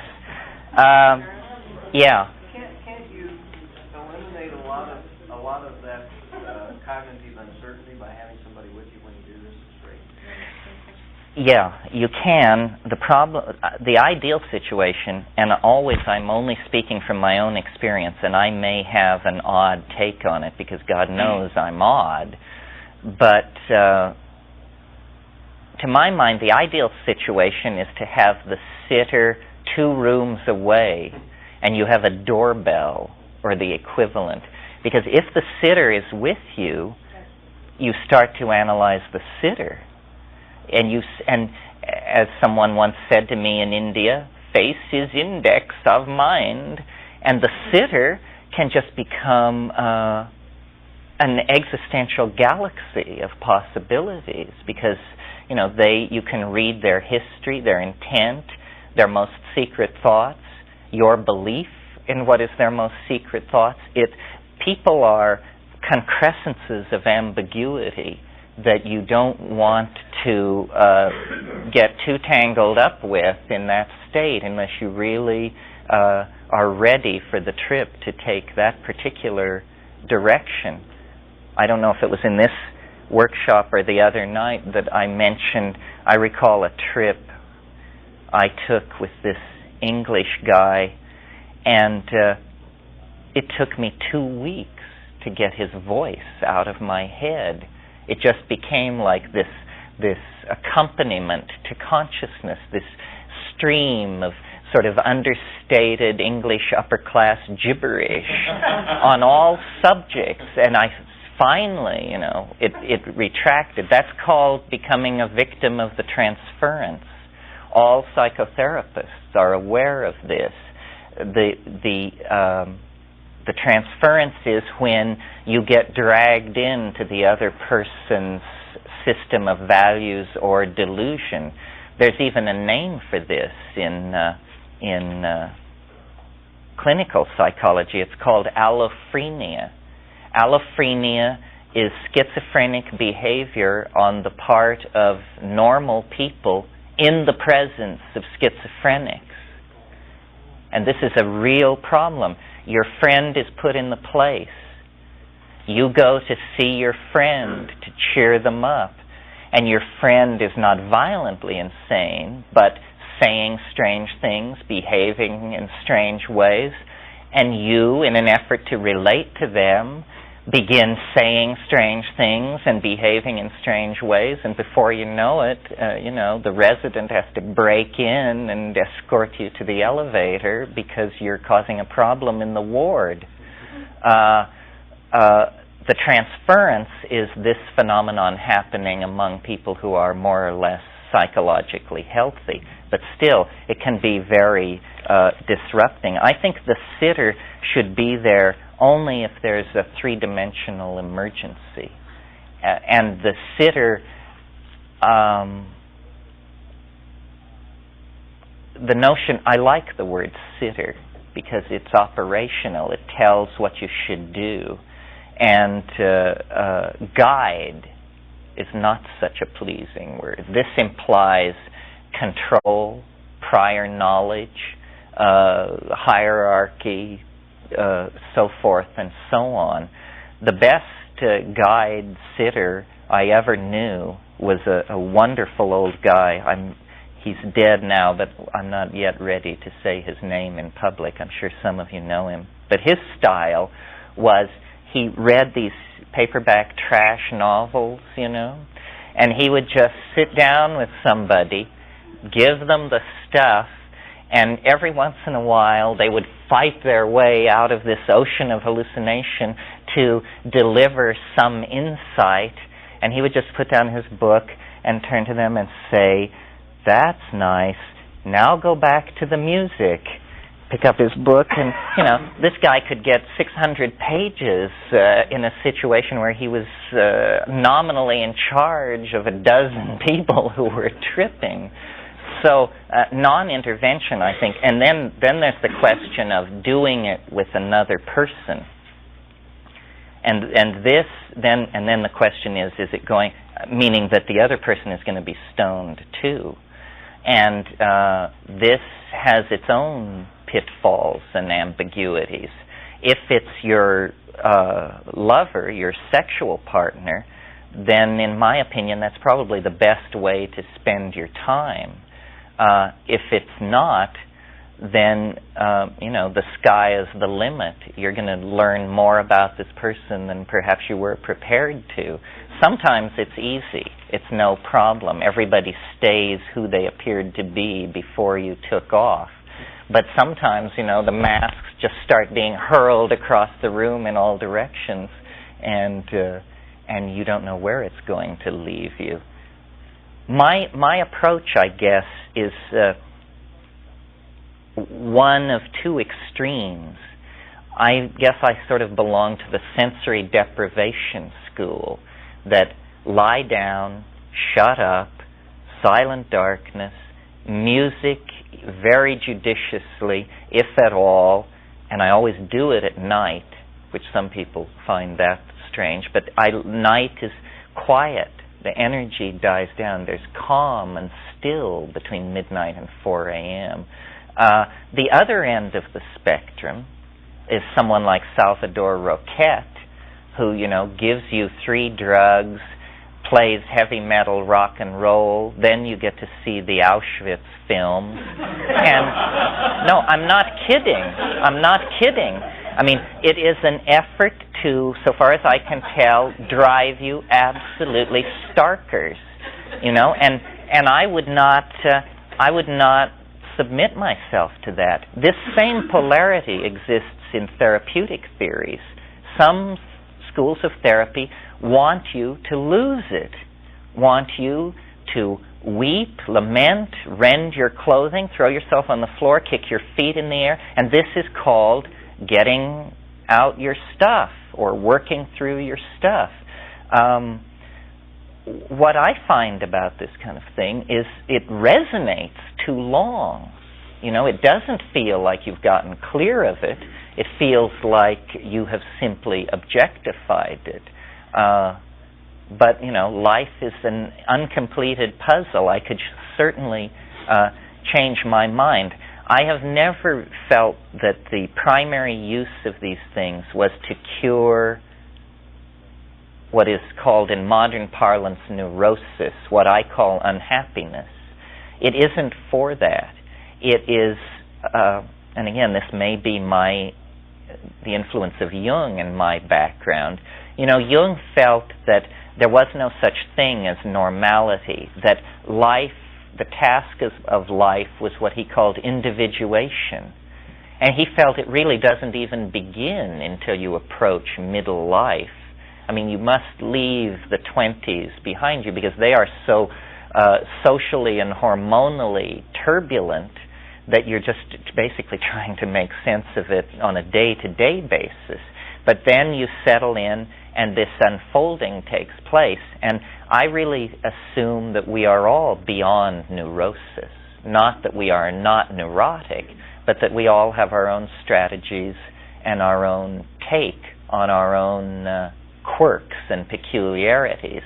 The psychedelic thing as tool is more to go beyond the legacy of the normal into the transpersonal or the suprapersonal, and really view life as an open-ended domain to be explored. So I find myself talking to psychologists a lot because this is where this has been seized upon, because it does perturb the dynamics of the psyche.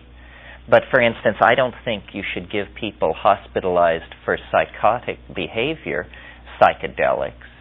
They're having enough trouble. They are being overwhelmed by the contents of the unconscious 24 hours a day and have no tool to make sense of it. The rest of us can make sense of overwhelmment by the unconscious if it doesn't go on too long. I mean, I don't think there's any one of us who would wish to take mushrooms, arrive at the heights, and just stay there.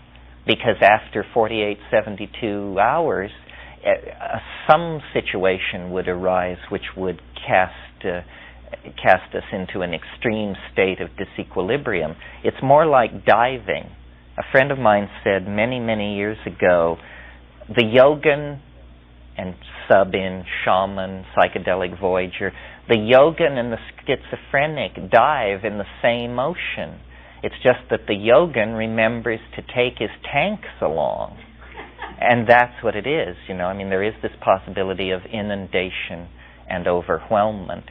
Well, let's return to the matter of dosage and set and setting. Yeah. I have a question.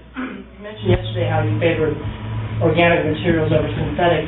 What about, taking organic materials but then refining, narrowing them down, getting rid of all the other ingredients in the plant?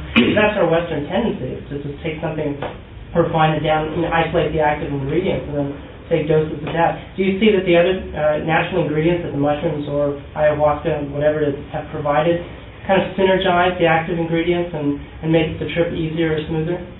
Yeah, I think so.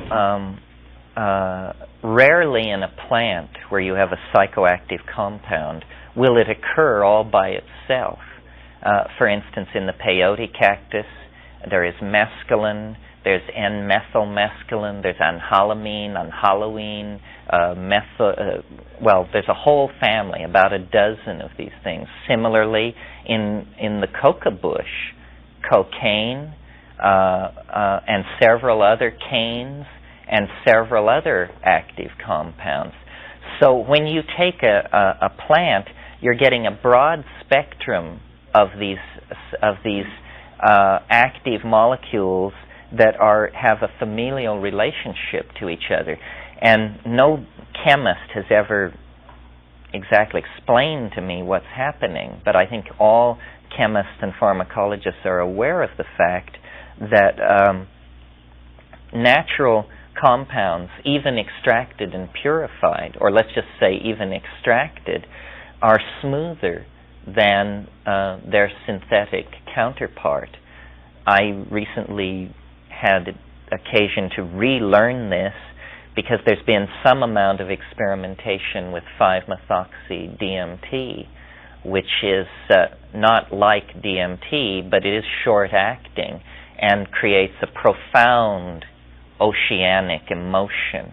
But it also, in the pure substance, there's a tremendous heart rush in the first 30 seconds. I mean, you just feel like you're in an up elevator that knows no limit. And just about the time that you figure you're going to go into some kind of emergency situation, it tends to back off. So then, recently, there has been this material in the underground called toad foam, which is actually 5-methoxy-DMT extracted from the glands of a large southwestern toad. Well, when you smoke that, it too is 5-MeO-DMT, but there is no heart rush, and it also doesn't last as long. It's much more benign and easygoing. Even in cases where there isn't a detectably variant spectrum of compounds present, for instance, in the psilocybin in Stropharia cubensis, really there are only two active principles, psilocybin and psilocin, and psilocin is the dephosphorylated ester of psilocybin, so they are basically the same compound. Nevertheless, if you talk to somebody who has only taken Sandoz psilocybin, it's much less animated and interesting than organic psilocybin. Now, the counterexample to this is when Hoffman synthesized psilocybin for the first time, he gave some of it to Wasson, and Wasson took it back to Huautla in the Sierra Mazateca of Oaxaca and gave it to Maria Sabina. And Maria Sabina said, "The spirit of the mushroom is in the little pill." And this story has been repeated over and over again. Well, my assumption simply is, Maria Sabina was a wily old lady. I mean, it's not writ anywhere that shamans have to always tell you the truth. And I very seriously doubt that the experience, I've never had the opportunity to take chemically pure psilocybin. The difference between the morning glories and LSD is one of animation and color. The morning glories, you see, I'm talking now about Ipomoea and turbina, the Mexican species. When you take them, there is a flood of Aztec, Toltec, Mayan imagery. It's just, it's uncanny. You can't believe it while it's happening, that you would see this much glyphs and carved obsidian and quetzal feathers and all of this stuff. Is it the morphogenetic field? Is it the broader vegetable spectrum of the alkaloid rather than the synthetic? Who knows? These things remain to be looked at. In terms of the theory of morphogenetic resonance, it seems to me, some of you probably follow Rupert's ideas and Rupert himself. The problem is that the morphogenetic field is very difficult for instruments to detect. And in fact, I think so far the only instrument that can detect it is the human mind. And this probably means, that it's perturbing a field that is very, very far removed from the fields associated with the 4 or 5 ordinary forces of nature. But for instance, when you go to Tikal, or in Guatemala, or Borobudur in central Java, or Konarak on the Puri coast of India, and you take these psychedelics, the past is present. You see these places at their height, and you can say, well, it's just suggestion, But I don't know. When I take ayahuasca, wherever I take it, I encounter the motifs typical of Amazonian shamanism: the jaguar, the giant anaconda, and to show you that sometimes the iconography of these compounds is not predictable, black people. And everyone in the Amazon says this, that you see black people. Well, there are no black people in the Amazon, not really. In the lower Amazon there are a few, but in the upper Amazon, a black person is as rare as a Kurd. And yet, everybody insists on this. Well, I have had this experience on ayahuasca, and to call it seeing black people is a very mild gloss on what it is. It's like being at the Apollo Ballroom on a hot evening in 1960 and Aretha Franklin is on stage. It is deep hit of blackness. Yeah, So what does it tell to I don't know quite what to make of it, you know. I don't know why. And Claudio Naranjo gave gave Harmaline to urban people in Santiago, Chile, stockbrokers and advertising executives, people who had no connection to the jungle, and they reported jaguars, giant snakes, jungles, and black people. So this, to me, is a tremendously fertile area for Jungians, for morphogenetic field people to look into. Psychics have claimed, since who knows how long, that by holding an object in their hand, they could penetrate its past states of being. Well, it's like all these other occult claims, in my experience, mantra, yantra, yoga posturing, past life recovery. For me, none of these things are possible unless I'm stoned. Then they all become possible. It's just like you just throw the switch. Suddenly mantras work. I can chant mantras till hell freezes over in an unstoned state. The precondition for empowering occult idea systems seems to be a shift in brain chemistry. And it's, you know, to be noted that in these cultures where a lot of magic, a lot of violation of natural law is going on, there is a lot of psychedelic stuff going on. These ayahuasca shamans, say among the Aguaruna Jivaro, for instance, which is a very no-nonsense tribe of head-hunting people in the Amazon, the shamans live continuously in a state of altered consciousness. I mean, they are taking this stuff all the time. It is a food item. And what it would be like to be the shaman of the Aguaruna in the jungle all the time, taking all this stuff, it's hard to imagine, because when you just do it once, all plants have auras, all plants have songs which can be extracted out of them. I mean, they are living literally in some kind of other dimension. Yeah. I'd like to play devil's advocate, if I can, for a minute, about this whole idea of certain plants or certain substances have certain attributes or certain places that they take people to. I've had the ideation that you're talking about, the visualization of the snakes, the cats, the jungle, the pyramids, the whole, you know, Mayan, Aztec jungle, the shamanic routine on LSD, on mushrooms, on ibogaine, and on yahe. And I've had clients that had that same ideation doing breath work. Well, yeah, this raises a real question. One of the things. And the black people. The black people were on ibogaine, which I expected, but not the other part. Yeah, I don't understand exactly how this works. I will join your side for a moment, because there's a phenomenon I've noticed, and some of you have heard me talk about it. It's possible to do this on psilocybin. It's really easy to do it on ayahuasca. Ayahuasca, in a way, is somehow more open to suggestion. These other things have their own agenda.